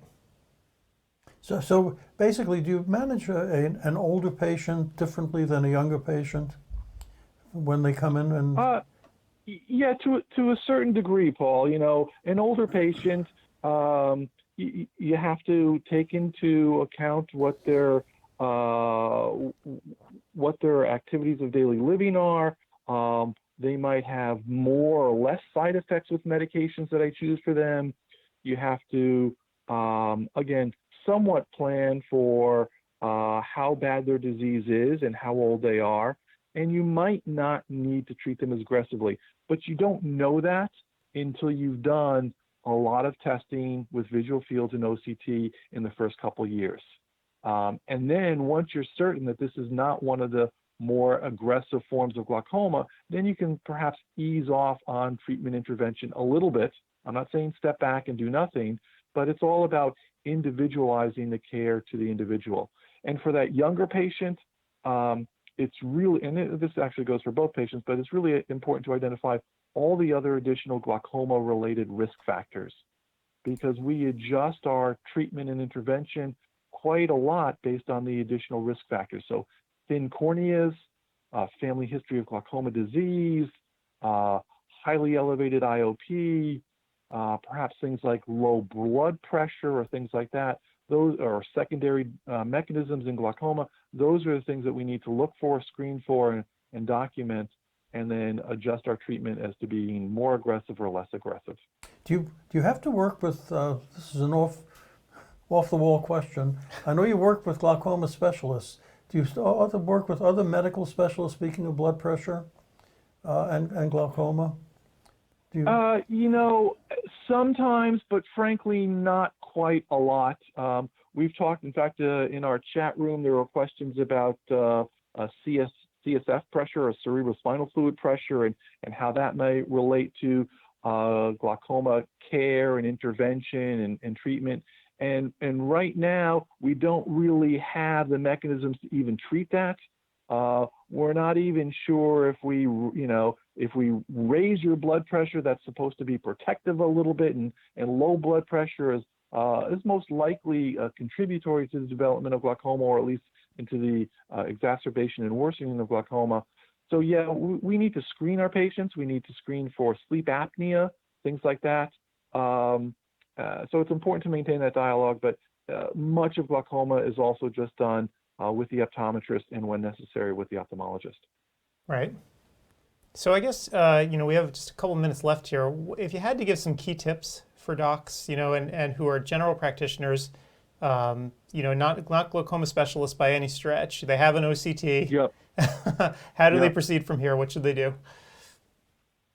I think it's evaluation in their office of how they are managing the data that they're collecting, and how they are using either their EHR or what system are they using to analyze the reports. First of all, make sure that they are getting the appropriate GPA summary report from the OCT device that they're using, again, of any manufacturer, if we want to speak beyond ZEISS for a second. Make sure that you have summary reports from the perimeter. Make sure that you have summary reports from your OCT. Make sure that you have baseline optic disc photographs. Make sure that you can analyze all of that information in an efficient manner. And that's going to be so unique to each office, it's hard for me to give, one answer that works for everyone. But there are, image management systems like Forum Viewer. There are others out there. I would strongly encourage that the general practitioner make sure that they're able to analyze the data and they know how to read the reports, as I did in detail for them in my presentation this morning. Right, and I will mention, if I believe it's correct, that Forum Viewer itself, you don't actually need ZEISS equipment for it, right? It's multi-platform. 100% correct. Yep. You can attach many different, at the Illinois College of Optometry, the Illinois Eye Institute, I've got many non-ZEISS devices connected to it. It's a repository, a safe, secure place to put all of your patients' imaging data. Electronic health records and EHRs were not meant to house data collected on devices. They are text-based systems that are meant to collect your assessments and plans and your chief complaints and discrete data. They were not meant to house OCT images and photographs and even the PDFs as reports. Of course, it can be done, and for small offices, it may be the only reasonable way to do it because there's always exceptions. But if you're doing any amount of this on a semi-regular basis, an image management system, and again, making sure that you know how to analyze the summary reports and look for trend analyses of whatever flavor so that you can identify progression in your patients. That's where glaucoma is today in 2019 and will continue to be in the future. All right. Well, Mike, Great this has been very enlightening. Thank you so much for taking the time with us today, and I hope you can keep cool. Yeah, thanks, guys. You too. Great being a part of this wonderful program this past weekend. All right. Yeah, thanks. Bye. Take care. Bye. Bye now. Okay, that was very informative. Yes, we learned a lot. That was really cool. Well, I mean, the take-home message to me, if there is a take-home message, that if you don't have equipment in your office to analyze glaucoma, don't do it. Yeah, I mean, again, send the patient to an optometrist, not an ophthalmologist, but an optometrist that does glaucoma, because he's going to be the primary care glaucoma specialist. That the surgeons are interested in surgery, so find an OD that has this equipment that you can work with. That was my take home. That's my takeaway too. I don't think I think an optometrist who has the proper interest and equipment, there's no reason that they should be tracking this, right? They have the time to do it, the expertise to do it. Right. The surgeons, can focus on surgery by and large, and many of them do. I think the real problem with optometry in the past is that a lot of folks still don't have the equipment, the proper equipment to do this. Well, no question. I was amazed by, I was just looking at some numbers about, OCT penetration. You think everybody has an OCT at this point, and that's just not the case. Oh man, I could tell you stories. Oh boy, I'm Let's sure you go will. back a few years. In the olden days, In the pre-olden days, when I used to visit optometrists to get referrals for contact lenses, I would say 50% of the optometrists, or even more than 50%, did not have a sink in their exam room to wash their hands. That's a true story. Oh my God. So, that was maybe 30, 40 years ago. However, up now, I'll bet most optometrists I would hope do not so. have the fancy equipment. Well, I don't know. I mean, I don't know if it's a majority, a plurality. I don't know, but certainly there are many people who still don't even have basic OCT, Yeah, and it's surprising. So it's necessary. it is necessary. But I'm assuming that anyone who's attending, this thing this weekend, right? They have an interest, certainly. At least an interest. They have an interest, and hopefully they're going to take the plunge as well.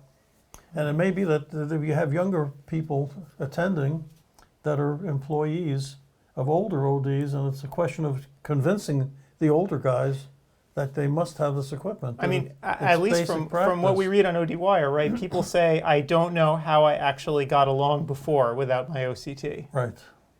It's that much of a difference.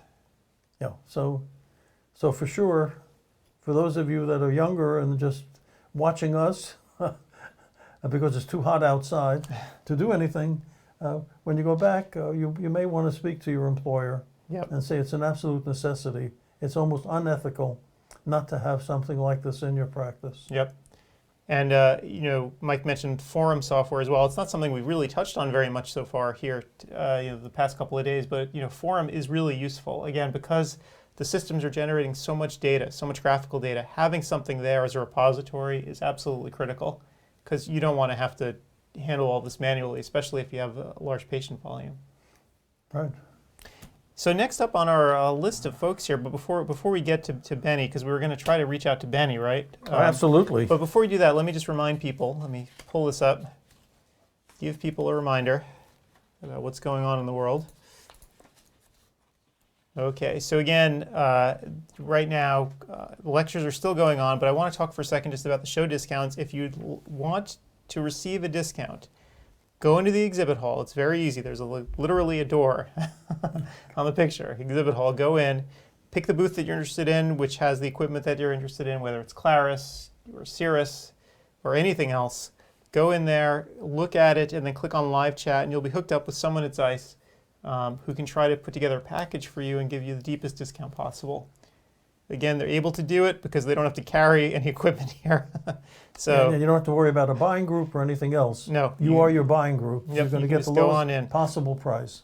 Yep, and as we learned from speaking with Matthew this morning, putting together packages is really useful, and using ZEISS as well on the optical side of things can really contribute to your savings as well. That's something new. Yep. So again, digital refraction components, you can see they're selling at the lowest prices. You can put together a package to make it even lower, and they're going to basically cover your cost of shipping by giving you a discount equal to how much it costs to ship.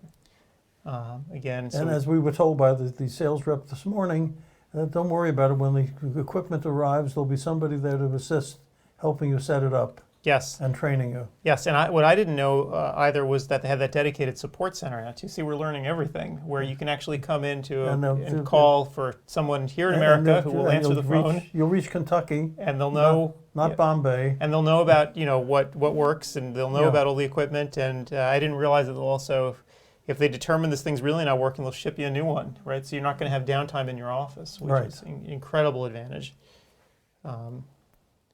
So I didn't know any of this, so I'm glad we did this interview. That's why we're here. We're learning as we go. So again, pretest and interior segment imaging devices, again, lowest selling prices, and they'll comp your freight with a discount. And as we learned, they'll also do chairs, stands, and tables, as they're really trying to go all out to give you the complete solution. Yeah, and you need a table for each device. Yep. So they're really trying to be sort of your one-stop shop, which is really cool. So again, the lectures today, we had the glaucoma lecture at 12 Eastern, which is, I guess, going on right now. There's OCT angiography, which is one of the hot new topics for people who already have OCT and thinking of upgrading their unit. This is a good thing to learn about. My guess is that this eventually will become standard of care, far Oh, down absolutely, the road. absolutely.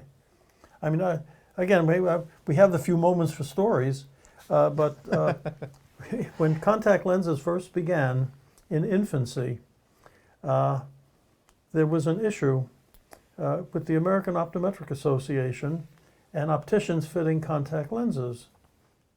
And there was, as of today, there are opticians fitting contact lenses, but in those days, optometrists were very concerned that opticians shouldn't be fitting contact lenses. This is our area of expertise.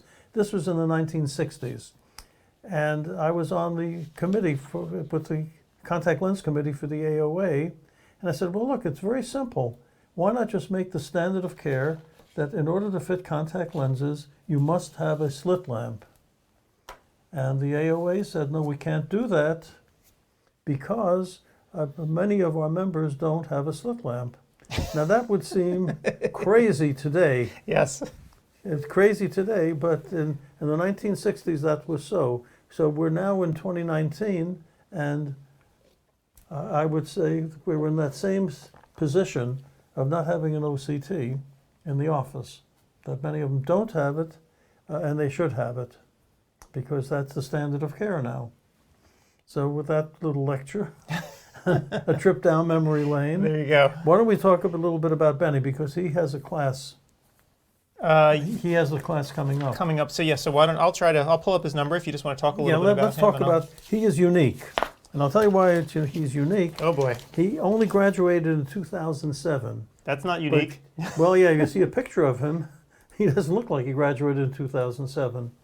He's an older guy. He took a very unusual path to optometry. He was basically in the Marines for 7 years. Apparently he fought in the Desert Storm or in Iraq possibly, but he was a Marine, a grunt kind of Marine. When he came out, he then became an optician and only went to optometry school. He graduated in 2007, so he started in 2003. But, man, he was on a very fast track, because after he graduated optometry school, he became very active. I don't have all his... I'm going to ask Michael about what he's been doing since 2007, but he has several offices now. He was very active in organized optometry, and so he's been really catching up. So he only been out of optometry school for 12 years. So I'm assuming that this is Benny's number. So we will try him. Let's try him. Yeah, we've been having a hard time connecting with him. He's a busy guy. It's a busy guy. It's been it's a busy weekend for everyone. Part of what people don't see a lot is having to line all of this stuff up can be challenging. And my secretary, sometimes he... I have... I see things backwards sometimes. I just, or I'm tired, I'm almost asleep. It can be a hurdle. Let's see if he's around, though. I mean, we may or may not be able to get him, but we'll try. Fingers crossed.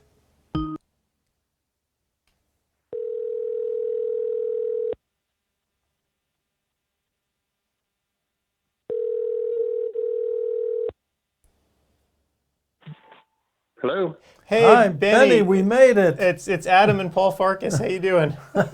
Hey, good. How are you? We are good. I'm really glad we were able to hook up with you. We were talking about you just before we came on. Tell us more about you. You have a road less traveled into optometry. Could you just go over a little bit about your history? I don't. Yeah, well.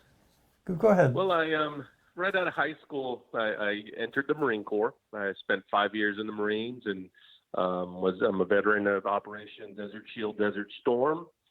And after my 5-year tour was up, I started to go to college and wasn't too successful the first go around. So I come from a musical family. We've always played some music, so I hooked up with a group, and we started playing and got some success, and they're actually still on the road playing. I join them every now and then just to do a song or two with the Roger Krager Band. They travel internationally and tour around the country and after I met my wife and had some kids, decided it was time to get back to the original plan was to go to optometry school. And so while I was going through my undergrad, I got my ABO certification, worked in an optical, and finally got into optometry school, and the rest is history. Wow. So but it's a very good history since 2007 when you got out. What have you been Yes, sir. doing in the past 12 years?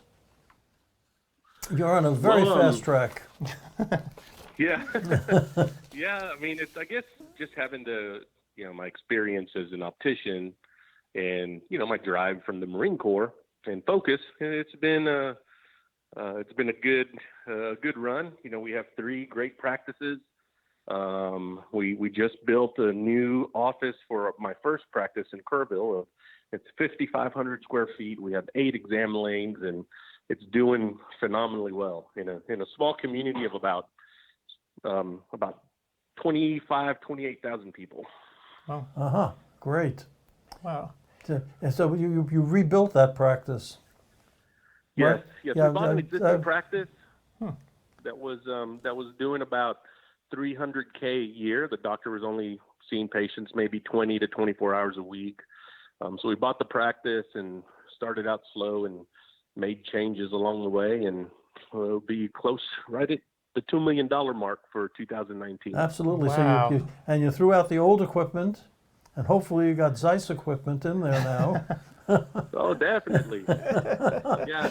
And makes all the difference in the world. Oh, sure. Yeah, all of the every year we invest back into the practice. And initially, I was looking at devices that not only could make me a better diagnostician and help the patients, but also had some return on the investment. So back then, my thought process was, why do I want to change my phoropter? My refraction is going to be my refraction. It's not going to, it's not going to change. I invested in, perimetry and in OCTs and fundus photo, everything that, again, would help me be a better clinician, diagnostician, but also help me, get some return on my investment, because those devices aren't inexpensive. So Sure. That's for sure. And it helped your workflow, I assume. So definitely. When you do $2 million a year, that means you have a lot of bodies coming through. So you must have a lot of technicians in your practice.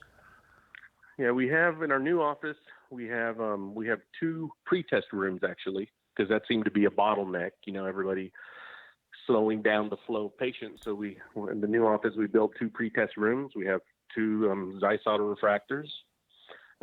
Then we have the whole vision force system and auto lensometers. So everything is automated. Everything is digital, and it's definitely a lot more efficient. Right.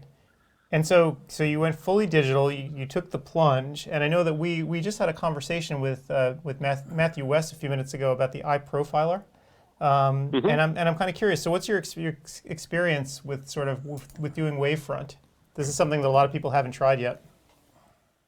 Yeah, once we implemented the eye profiler, I still had my regular phoropters, but I still noticed that my refractions were getting a little faster. I didn't have to spend so much time trying to figure out the sill. We are in a retirement community, have lots of older patients that are developing cataracts, a lot of dry eye, so the corneas aren't as clear, and spend a lot of time trying to, refine, cylinder and axis. And, they changes from year to year. You get a little bit of sill one year, and then the lens changes, and there's a more lenticular sill the following year, different. And it's not a cut and dry refraction. So with the eye profiler, I found that it made me faster, a lot more efficient. So basically, you have something called an eye subscription. iScription. So the output from I can't even pronounce it. iScription. I put it up on the screen right now, so Paul could actually look at it too. So these are lenses, right? And you use the output of the eye profiler to help create these lenses, if we have it right. Yeah. So when you're done with your refraction, you you have the different options of the standard refraction, or you have the iScription, which uses the eye profiler data and the wavefront aberrometry to enhance the manifest prescription that you develop with your patient. And you can show it using the Vision4, the autophoropter. You can show it to the patient before you actually make the glasses. You can dial it in and see if it makes an improvement, if they like it. And then once that's done, we send the order to ZEISS to create the lens, which is unique to that patient and unique to the eyewear they're choosing, because it does change according to, vertex and, how their eyes sit in the frame. It's pretty, very specific. Right. So you use ZEISS for the lab for this particular lens. For the people listening in that don't know anything about this, does ZEISS have the frames there, or do you get the lenses back and then have to put the lenses in a frame that the patient selects? How does that work? Yeah, just like a standard lab. We do some finishing in-house. Sometimes if it's a more specialty frame, we'll send it into the ZEISS lab for them to finish a complete pair. So the lens looks and can be finished in all standard formats. If you do your finishing in office, all you do is order the lens, they create it, send it to you. You can fit it into the frame there in-house, or, I don't like to do drilling and things in office, so 3-piece mounts like silhouettes and art crafts, we always send those into ZEISS to create the entire job. So they'll put the lenses and they send it back to you complete. Right. And we learned that that you can get credit on your instruments based on your lab orders from ZEISS. Yeah. You take advantage of that? Thing. Definitely. That's another great thing. It's, I get a quarterly rebate check for the amount of volume that we do, and that helps pay for my equipment. It's a no-brainer. So great. Yeah, so it's very, very integrated, which is actually nice. It's good to see the two halves of ZEISS coming together like that to help out the clinician. Yeah, it was, I wasn't aware of that. And, again, buying our ophthalmic instruments, I have the ZEISS OCT. And, those, again, they're not inexpensive, but you can calculate your return on investment. It's like, well, if I can use this, 3 or 4 times a week, it generates this much revenue, therefore I can end up paying for my instrument in this amount of time. With the ZEISS rebate, that time definitely shrinks, and so it's definitely advantageous. And we learned yesterday that patients don't seem to mind paying a little extra if they don't have to be dilated to get a dilated view using the equipment. And they'll pay even though the insurance company might not reimburse, patients don't seem to mind to get a good baseline reading, even when they're healthy. Yeah, I think in our offices, it's upwards of 80% of patients that they'll choose the photography versus dilation. So it's 80%, really. Wow. Just to describe your practice a little bit, what's the income level? Is it a very well-heeled community or poor people? No, it's a retirement community. So most people, I think the median income in our areas maybe $58,000 or so per household, which is I think it's very average. Right. So even a Medicare patient might pay that little extra for using the specialized equipment, just to. Oh, definitely. The once they come through and the techs are explaining the benefits, and then I talk to them in the exam room, and we go through, at the end of the exam, we go through everything. We're looking at photos and describing what I'm looking at, and they're very curious about about the retina and what the different markers are, and we talk about the nerve and the macula and what we're seeing and not seeing. And the next year, it's not even a question whether they want to have the photos or different testing done again, because they realize the advantage to that. Right. Hey, I have a question about the eye profiler and sort of the high order aberrations. Since you have an aberrometer, have you had patients who never could, they can never figure out why I can't really see clearly? You can get me to 20/20, but it just doesn't feel right. And you finally take it and you see that they have these high order aberrations. Is this something that you've experienced? You have an older population there. I kind of wonder, do you have patients who've never actually figured that out before? That you've said, hey, this is what you have. Yeah, there's several cases, and in the presentation I detail a couple of them where I have patients that have had to wear glasses most of their lives. And one gentleman in particular that again that's in the presentation, I believe he was about a +8 -5 or so.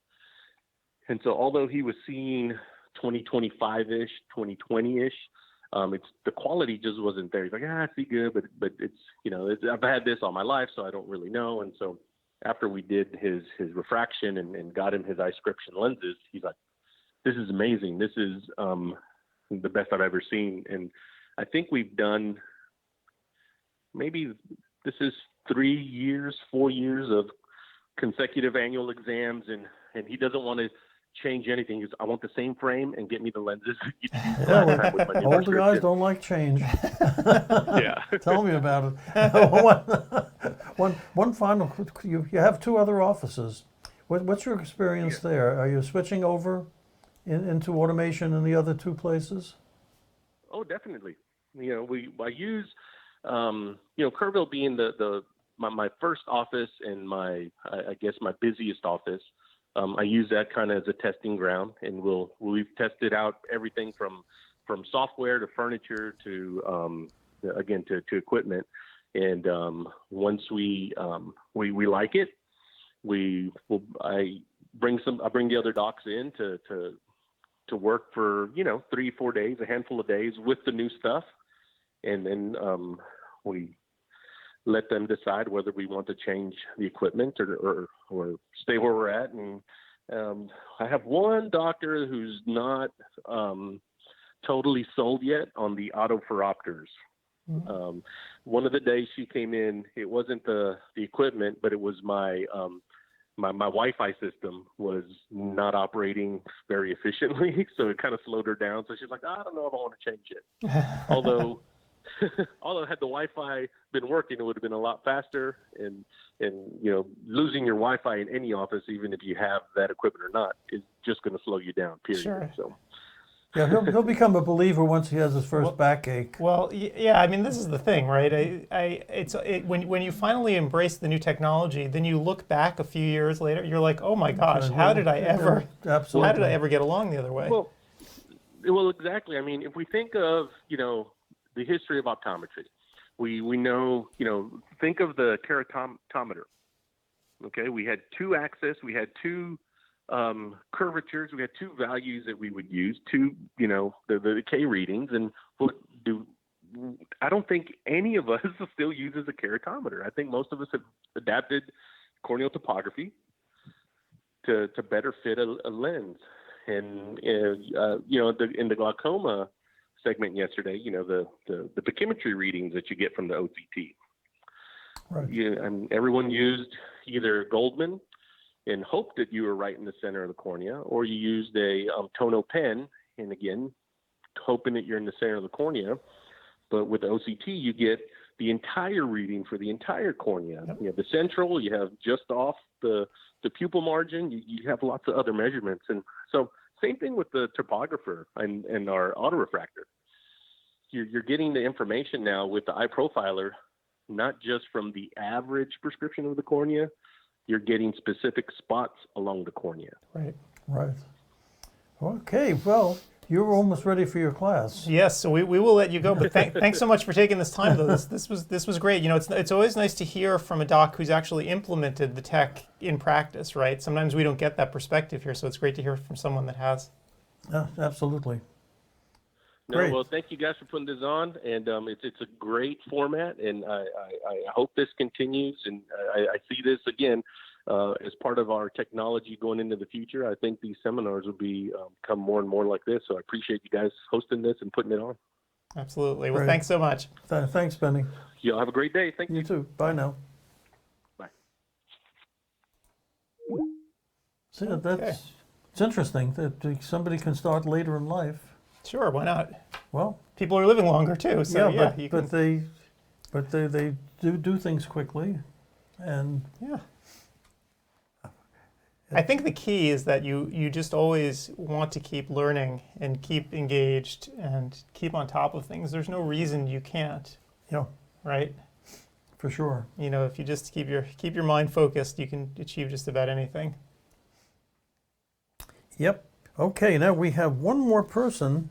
I wonder if we could get him early since he doesn't give classes. Eric Larson That may is- be available. He may be, but before we do that, let me just remind people one more time. I'll go through the whole song and dance one more time just so people can see what's going on. So, I'll go right back to the beginning and just remind people, okay? So, and remind people, so if you're listening to me later, if you're watching this recording, so obviously the show was July 21st, but this is going to be up for a month, so come back anytime, go to the exhibit hall, it'll still be there, even though folks won't be there to chat live with you, they have a contact form right in the exhibit hall, and when you type into it, they'll get back to you quickly. And as I said, they'll stay right through August. Yeah, this is going to go on for a month, so yeah. A month So or August 21st, I guess. 21st. Yeah. Yep. So again, if you go in there right now, though, you can go to the live chat. You can contact ZEISS directly and speak to the folks who are there waiting to talk to you.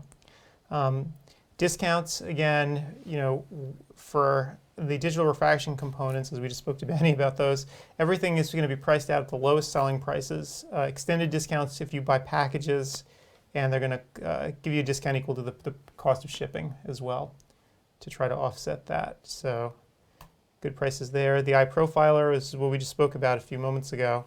The wavefront device, again, lowest prices. And the pretest and interior segment imaging devices, same thing. And chairs, stands, and tables, and exam lane packages. So essentially what ZEISS has done is basically given you everything that you need to outfit your entire office from start to finish in one spot. And they're giving you deep discounts on it as well. And as we learned today in our conversation, they've taken a lot of their support here locally too in the United States. So they'll come and they'll set the equipment up for you, but not only that, if you have problems, you can call right in to a facility here in the US where they specially train people who know all the equipment and can help you with problems. And as we also learned, if they can't fix it, they'll ship you another one so you don't have downtime in your office, which is an incredible advantage. In terms of the classes, again, you can see that they're all here and available on demand.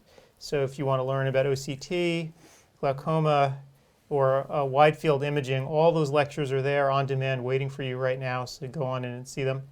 And again, today we've had another lecture on glaucoma, OCT angiography, and then finally Benny's about to get started with talking about wavefront and digital refraction in his office. So it's been an interesting couple of days here and interesting lectures.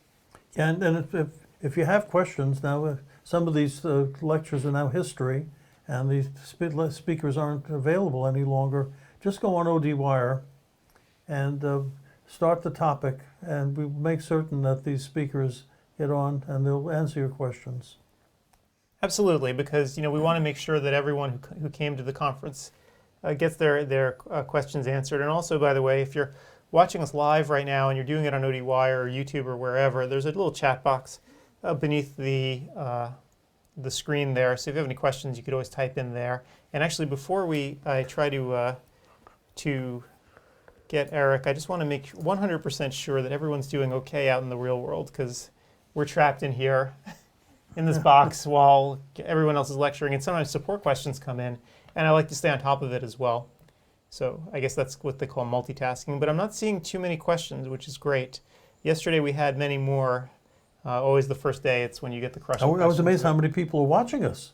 live. This is Yeah, unusual. and It's the heat. And it's People the don't heat. It wanna- must be. They don't But want to go out. Today, I mean, I don't have the numbers in front of me today. I'm sure it's less because there's always a drop off from day 1 to two. But yesterday, we had a pretty good crowd here, hundreds of people watching, which I was surprised by, because I figured everyone would be going into the classes straight away.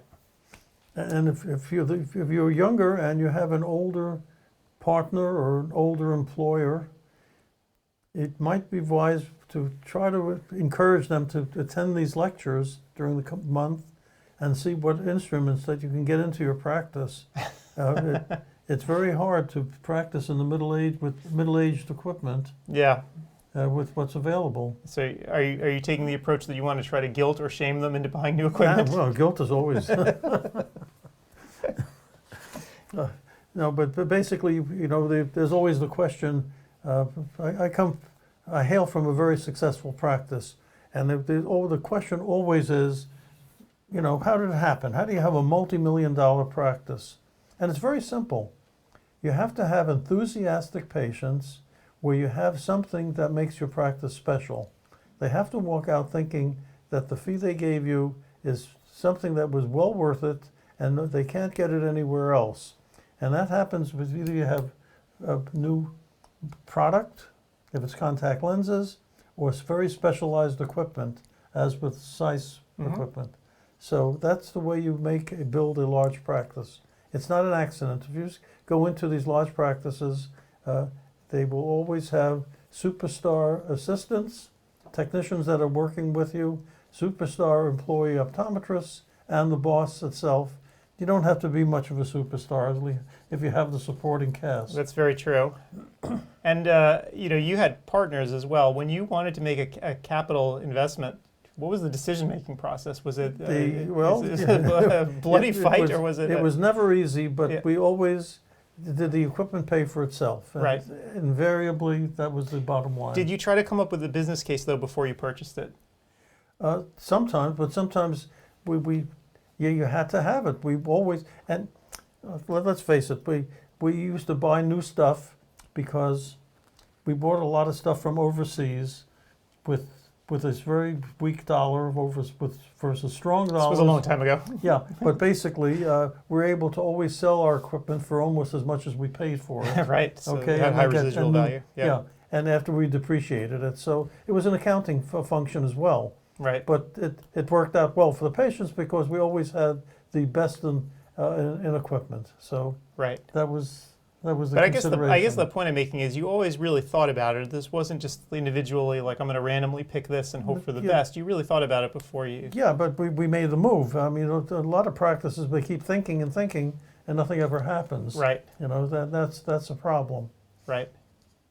So, but we have that. The motivation there should be there to do things, and programs like this should get you motivated. You had some enthusiastic speakers on certain products. Yep. So if you want to get into fields that other optometrists are not doing, such as glaucoma, you need the equipment. You can't do it just by saying, "Oh, now I'm a glaucoma specialist."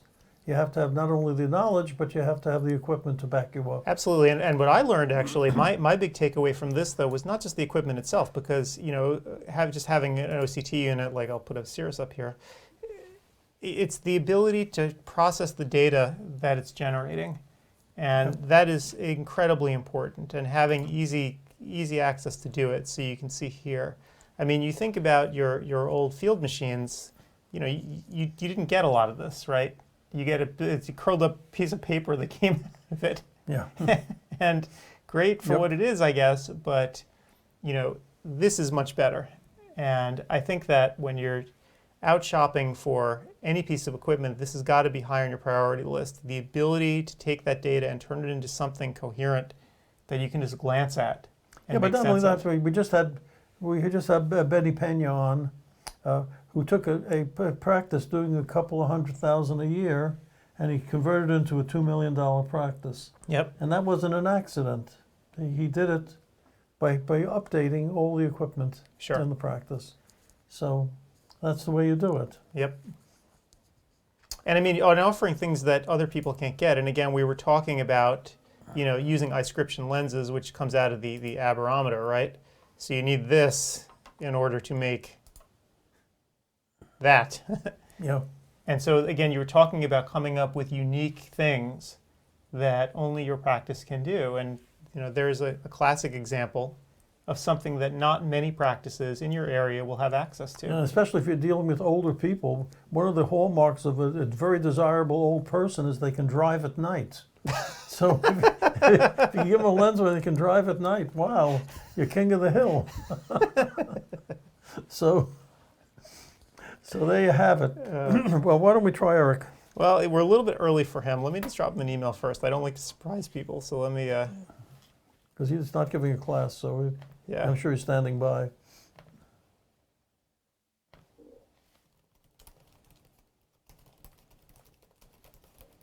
His title is Senior Product Manager. We'll find out what they do as well. Sure. Sorry, I'm typing away frantically here.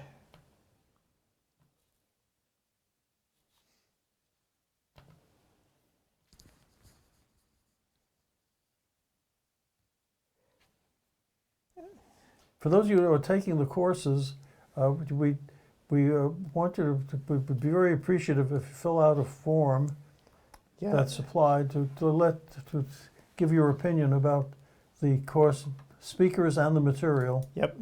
Yeah, so at the end of each course, you'll see a link pop up, and it'll ask you to take the survey. Please, please, please take it. It takes literally a minute, or under a minute. I think people are filling out on an average of 50 seconds now. To just let us know what you think of the courses, and what you liked, what you didn't like, and then there's a free-form text field as well where you can type in whatever you think. Tell us about the conference. We want your honest feedback.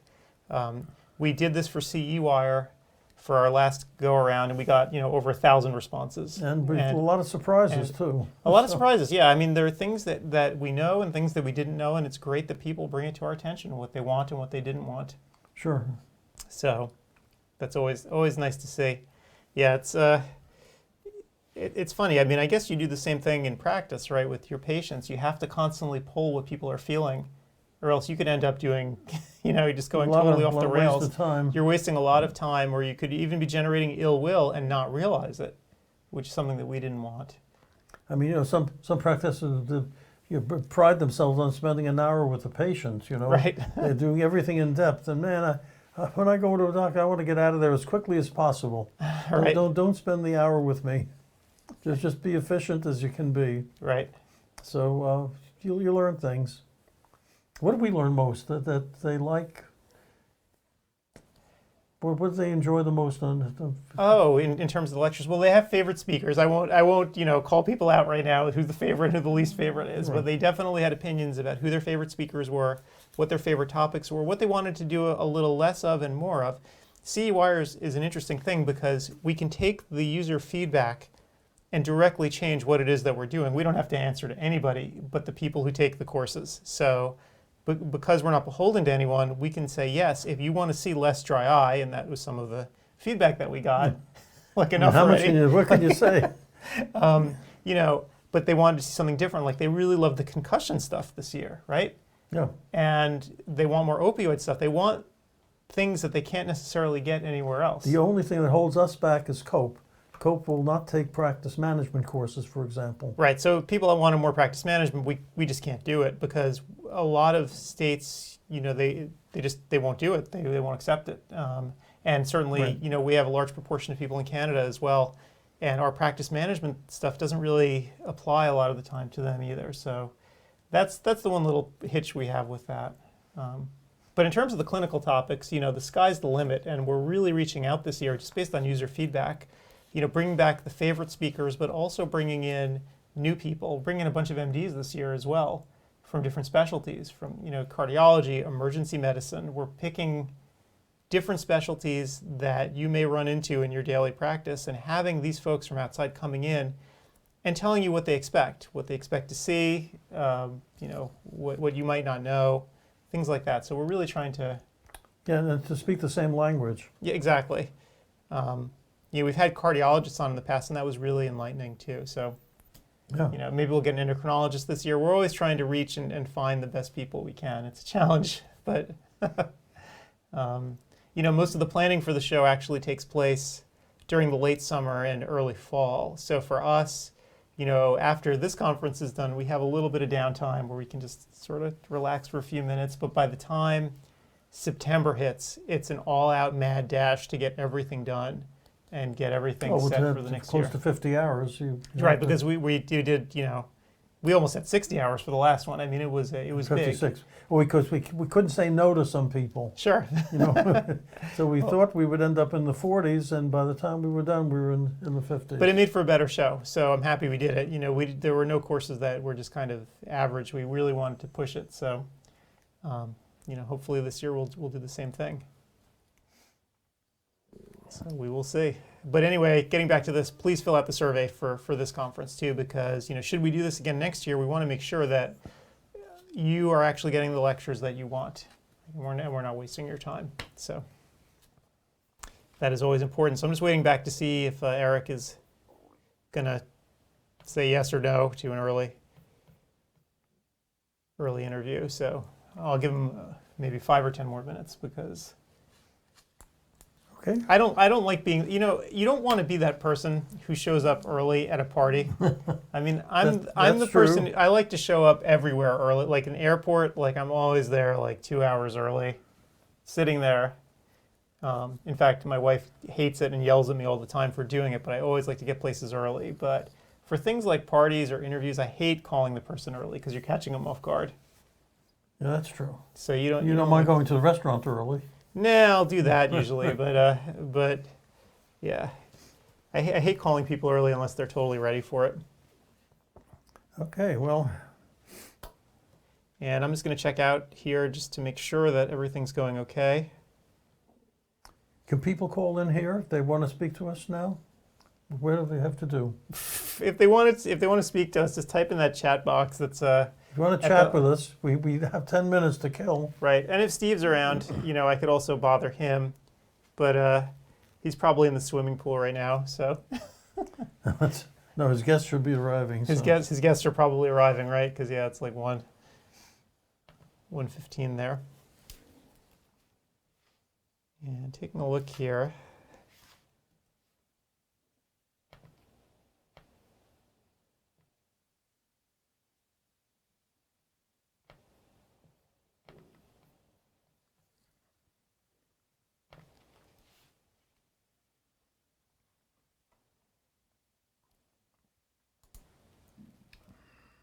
By the way, I just want to put this picture up again, just to revisit this. So again, looking at this progression, I found this picture fascinating when we were talking about data and being able to organize everything.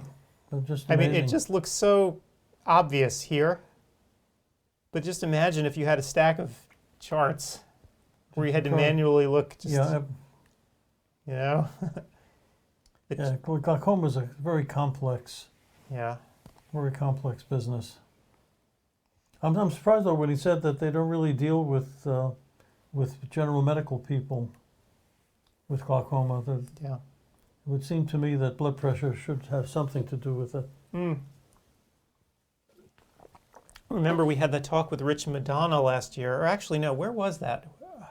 It's literally all a blur as to where I've been and where did I interview him? Seco maybe? Anyway, with Rich Madonna talking to him about this as well, about the idea that low blood pressure can be a risk and how you probably should talk to cardiologists about this. If you have a patient in common, to let them know or remind them, or it's, if you're over-treating somebody and you're dropping their pressures low. Absolutely, cardiologists. I just went recently. We could talk medicine. But basically, I find that my blood pressure drops when I work out. After working out, I say my blood pressure, and if I work out and then have lunch, my blood pressure drops so low that I start seeing spots in front of my eyes, and I can't work, so I go to sleep, and the blood pressure's back to normal. And the cardiologist just took me off the dosage of the blood pressure medications I was taking. Yep. The lisinopril down to half as much, and it's much better. And his argument was, he said, look, at your age, you're not going to die of hypertension. True. But you may die falling down Yeah. passing out with low blood pressure and hit your head. Right. So it's good to get a cardiologist into the whole mix of things. Yep. But again, did you bring up the glaucoma issue with him? Is he even aware of this? No, I would no. He's probably not aware. That's what I was getting at, is that maybe these cardiologists are not even aware sometimes of this, and maybe wouldn't it be nice to pass a note to them, as a possible risk factor? For example, Flomax is a very popular medication, right? Sure. And basically, if you have cataract surgery, you don't want Flomax. Yep. It's going to do that, and many people that prescribe Flomax, it's not a question. Yes, are you having to have cataract surgery? That's true, and in fact, Flomax isn't just used for prostate, right? It's also used for other things. If you have a kidney stone, sometimes to try to pass it, they'll give people Flomax, or for a variety of different issues. So yeah, it's not just used, for people who are. I stopped Flomax because I was ending up I found myself on the ground on Lakeshore Drive. Oh boy. Because my blood pressure dropped so low from it. Yep. So these are the side issues, and that's why we should have cardiologists maybe for next year. And, yeah, I think we could probably get one. And someone That'd be for diabetes, Yep. endocrinologist. Yep. Yeah, so a wide cast I think would be pretty great for the next show. So we got to make sure they speak well, though. So that's always the problem. Right. That sometimes you get someone that's famous that can bore you to death. Yeah, that we don't want. And even with the ophthalmologists, when we first started, ZEISS has a lot of ophthalmologist speakers, and when we first got them, I was a little nervous because with the optometrist, it's easy for me to gauge who's boring and who's not because I see people all the time, right? I know at a Vision Expo or whatever, I see them and I know them. With the ophthalmologist, we were going by reputation, and when you do that, it's like keep your fingers crossed because We were very lucky, though. we got some really great people, really dynamic speakers, and some of our most popular lectures actually are from ophthalmologists. But yeah, it was the first year was a little bit dicey. Yeah. I didn't know what we were going to get. It's surprising me that more optometric meetings don't have more ophthalmologists on the program. Yeah, I mean the material, it's tailor-made. Yeah, so I don't know. It's because of revenge, because the ophthalmologists don't let optometrists into their program. The academy. Yeah, maybe. I don't know, but at least the ones that we've had on the program, and we've had them back numerous times now, they've been great. So definitely invite them again. All right, and yep, I think Steve is out at the pool now, so he's gone. And let me just check and make sure that everything's going okay inside of the lectures. So far, so good.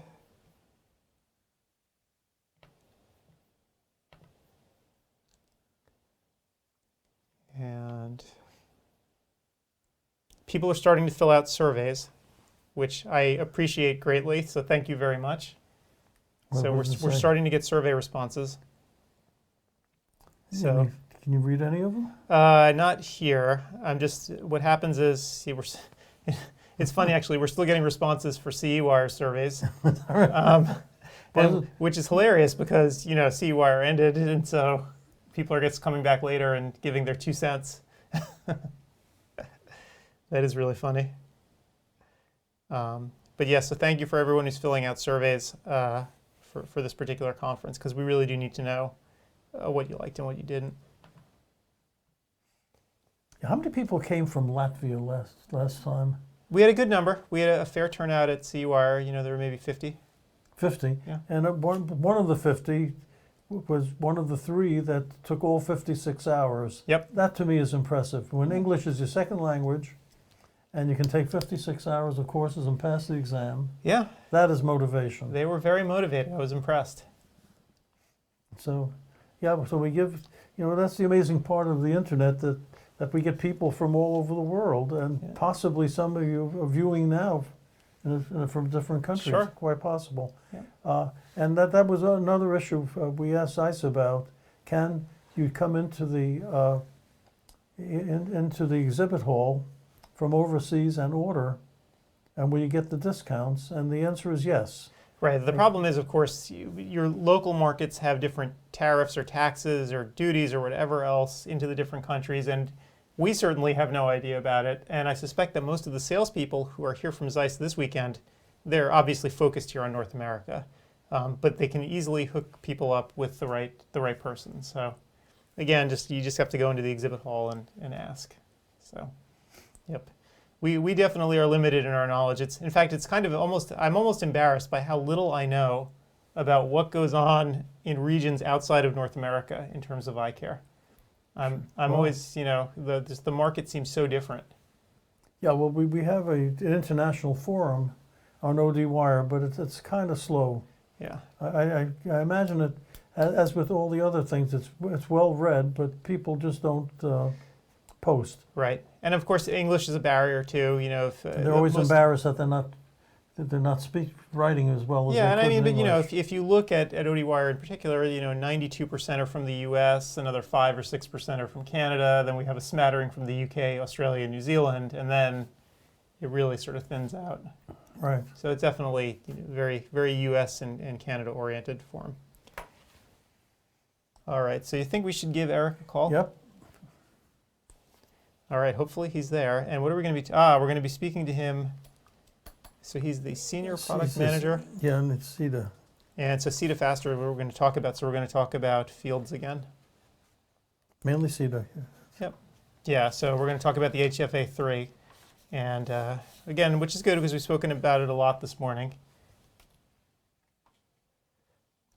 So let me see if I can find him. So this thing is what we're going to be talking about. Whoops, that thing. Come back. So one thing also that I've noticed is it looks smaller, at least to me, than the old perimeters. So they've done a nice job with it.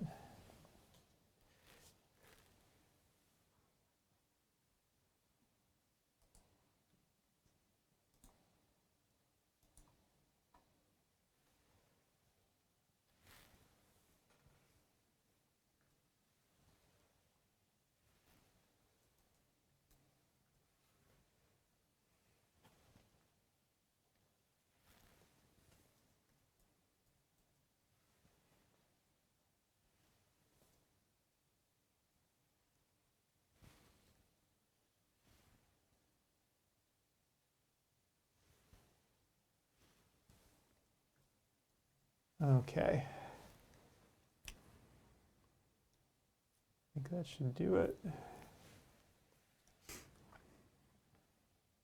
Okay.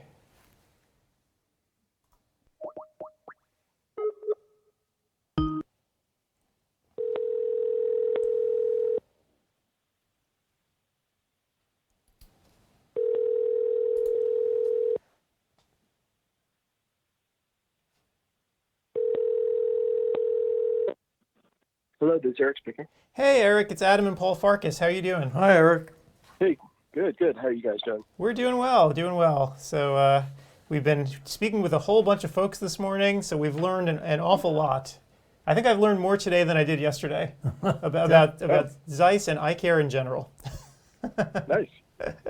Great. Yeah, so thanks for taking the time to speak with us today. You're the senior product manager at Carl Zeiss Meditech. So what does that mean? What are your responsibilities there? I have the enviable position of talking to customers to get the requirements for what our products need to do, and then I get to go back and work with our R&D team to make that happen, to come to fruition, and then I get to turn around and work with the sales force and deliver the messaging and the tactics for selling it back out to the customer. So I get to see the full circle of the life cycle of the product, from needs to building the requirements to putting that back out into the market. Huh. Wow, great. Well, so you were the guy who people I'm sure were clamoring and they were yelling at you and saying, we need a perimeter that works faster. Yes. This test is annoying. Yeah. We have to do something. Help us out. So I'm sure people came to you with that. Yeah, being the product manager of the HFA is kind of funny because it's the test where you walk into a practice and people say, "Oh yeah, that's the one the patients hate to take." Right. So, that's understandable. And so, yeah, when we we initially launched the HFA 3 to replace the HFA 2i, which was the predecessor, 20 years of life of just really building the perimetry and glaucoma management market for functional testing, and we needed to update the product to modern Windows platform, new user interface, give it a refresh, but keep all the good stuff, all the good testing and everything. Right. And in that process, going out to doctors and talking to them about what they would like to see, it absolutely. Faster testing was one of the first things out of their mouths, and so we've been working on that for years. And as you know, we have the CETA Faster test, which is the fastest version of CETA so far, and we're getting really efficient threshold testing down to 2 or 3 minutes per eye for a patient now. So that's a amazing. really big improvement over where it used to be. Eric, before we start, so for those of us that don't know what CETA means, can you just spell out what it is? Yeah, sure. So CETA stands for Swedish Interactive Thresholding Algorithm. It was developed back in the 80s with a group in Sweden, Anders Hale and Boel Bengtsson, the people in Sweden at Malmo that have worked with us for for a very long time on this. And so what it basically boils down to is, thresholding is just stair-stepping a patient's vision so you can, see how well they can see at each individual test point. And a really basic, the original full thresholding was simply that. It would shine a bright stimulus and you respond, so then showed a really dim stimulus and you didn't respond, and then you stair-step back and forth across your threshold of vision.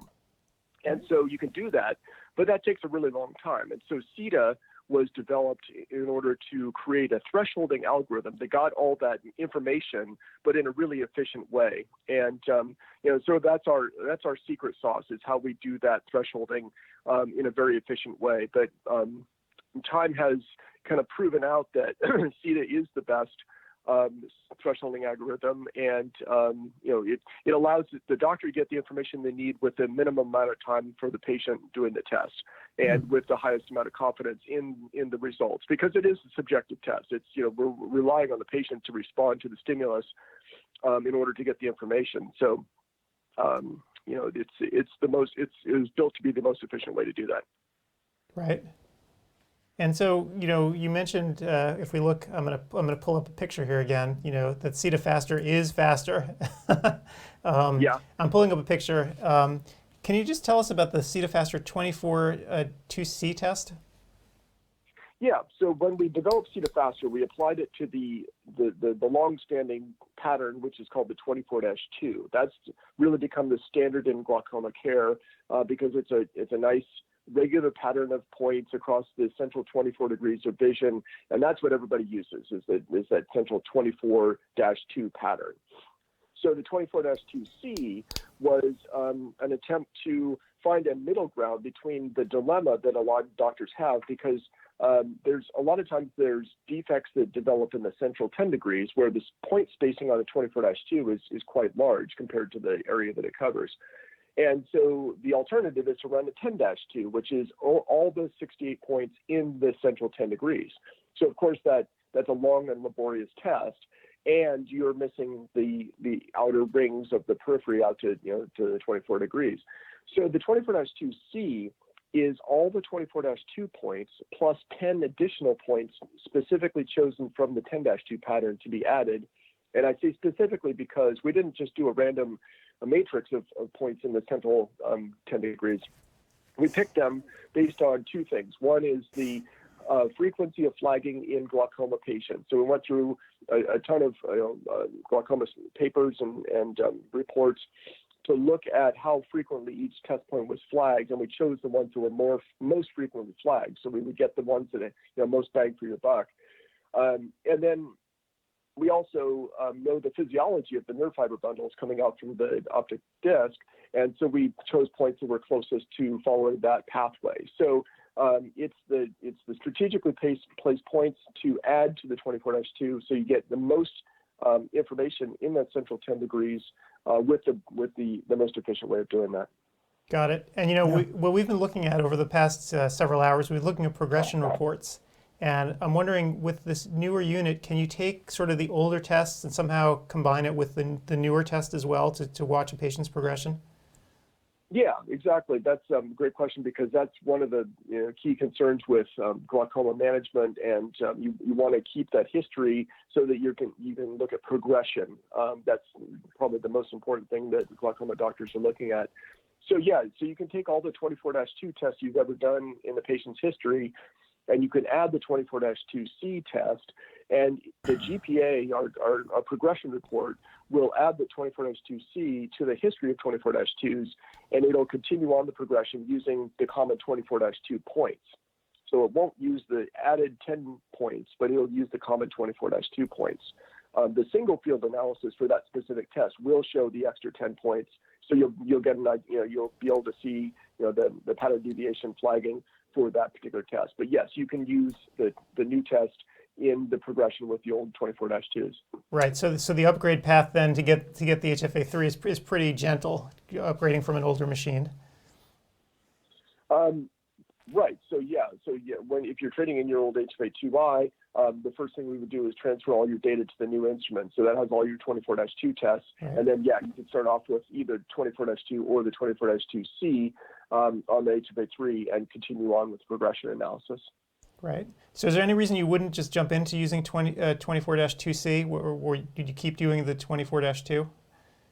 Of course, there's 10 extra points, so it takes a little bit extra time. So the running the 24-2C with the CETA faster takes about the same amount of time as the 24-2 with our CETA fast, which was the previous version algorithm. So if your chief concern is if you've got a population of patients that are generally healthy, maybe some suspects, but you want to be running the regular course of, because they've got like family history or something, you're monitoring them. If that's your main population, doing the fastest possible test is probably the best benefit. So the 24-2 with CETA faster is probably a good thing to think about.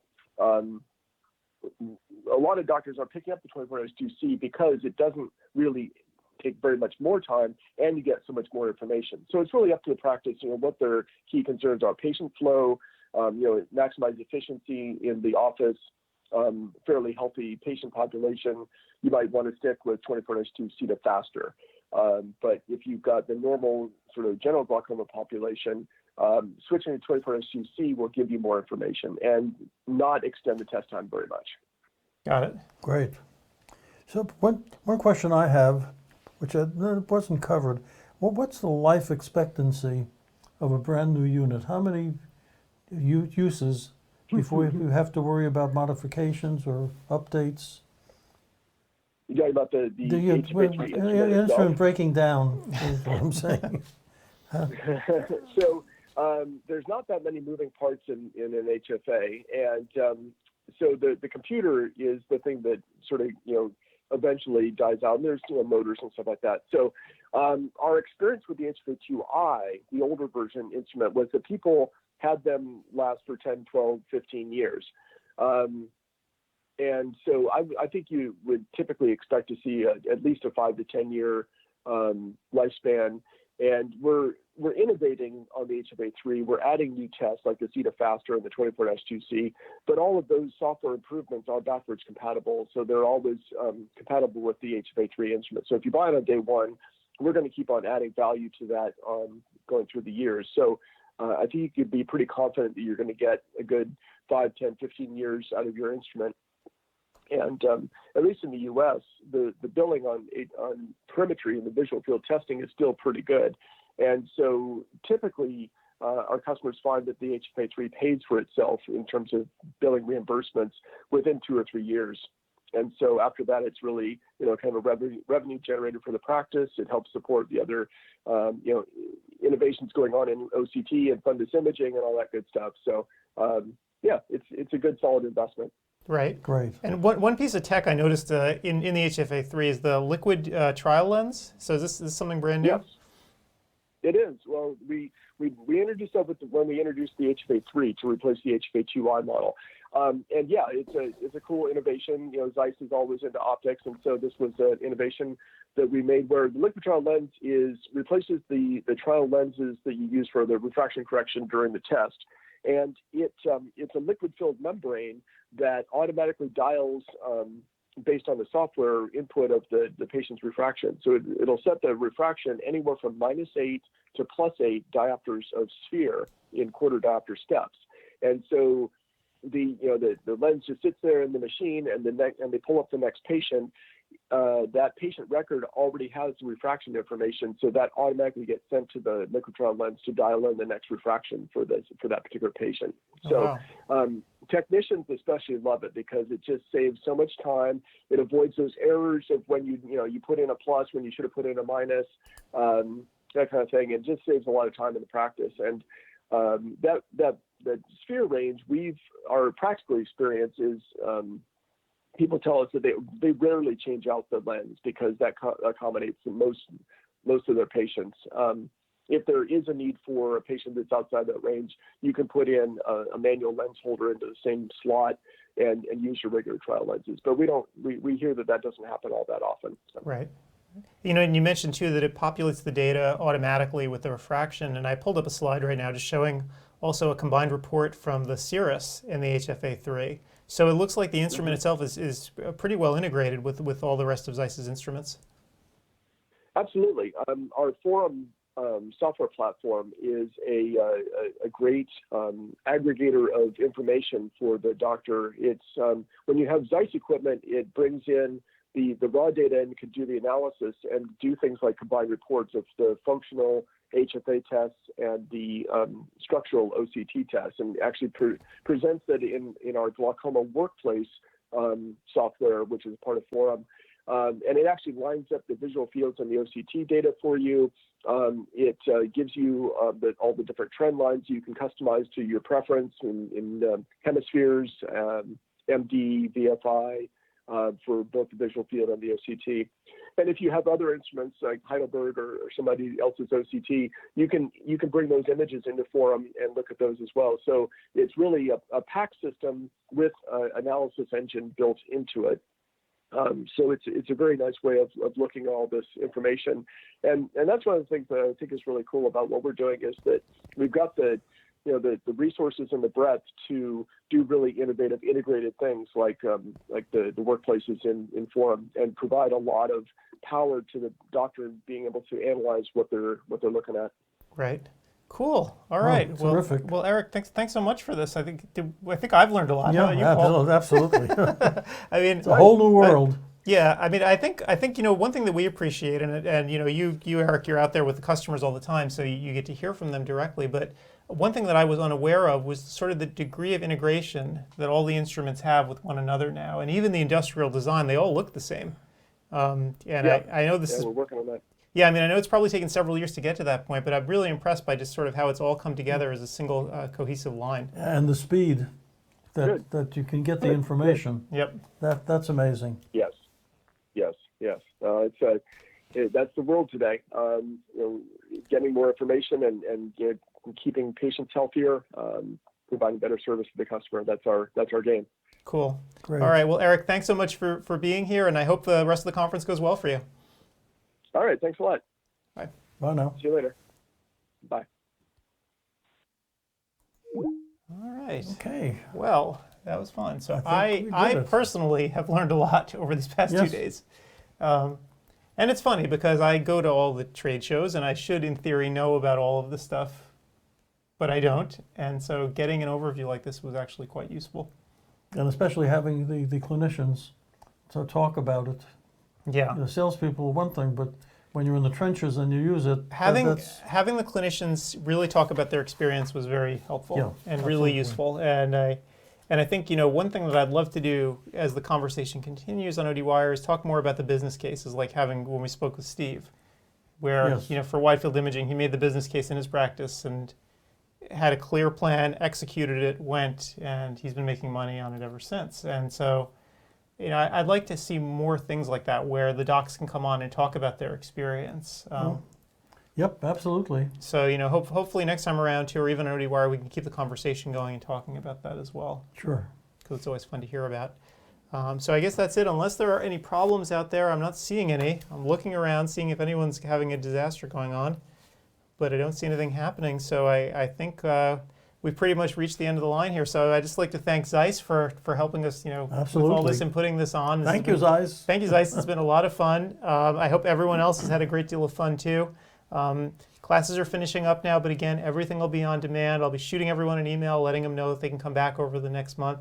And if you have any questions, you know where to find us. Just come on to ODwire or send us an email, and we'll be there. And the speakers will be available, and ZEISS will be available. So if you have any specific questions, they're there. Yep, and we're here to help. So you know where to find us, and we can always contribute. So again, thanks everyone for showing up, and I guess we'll see you online.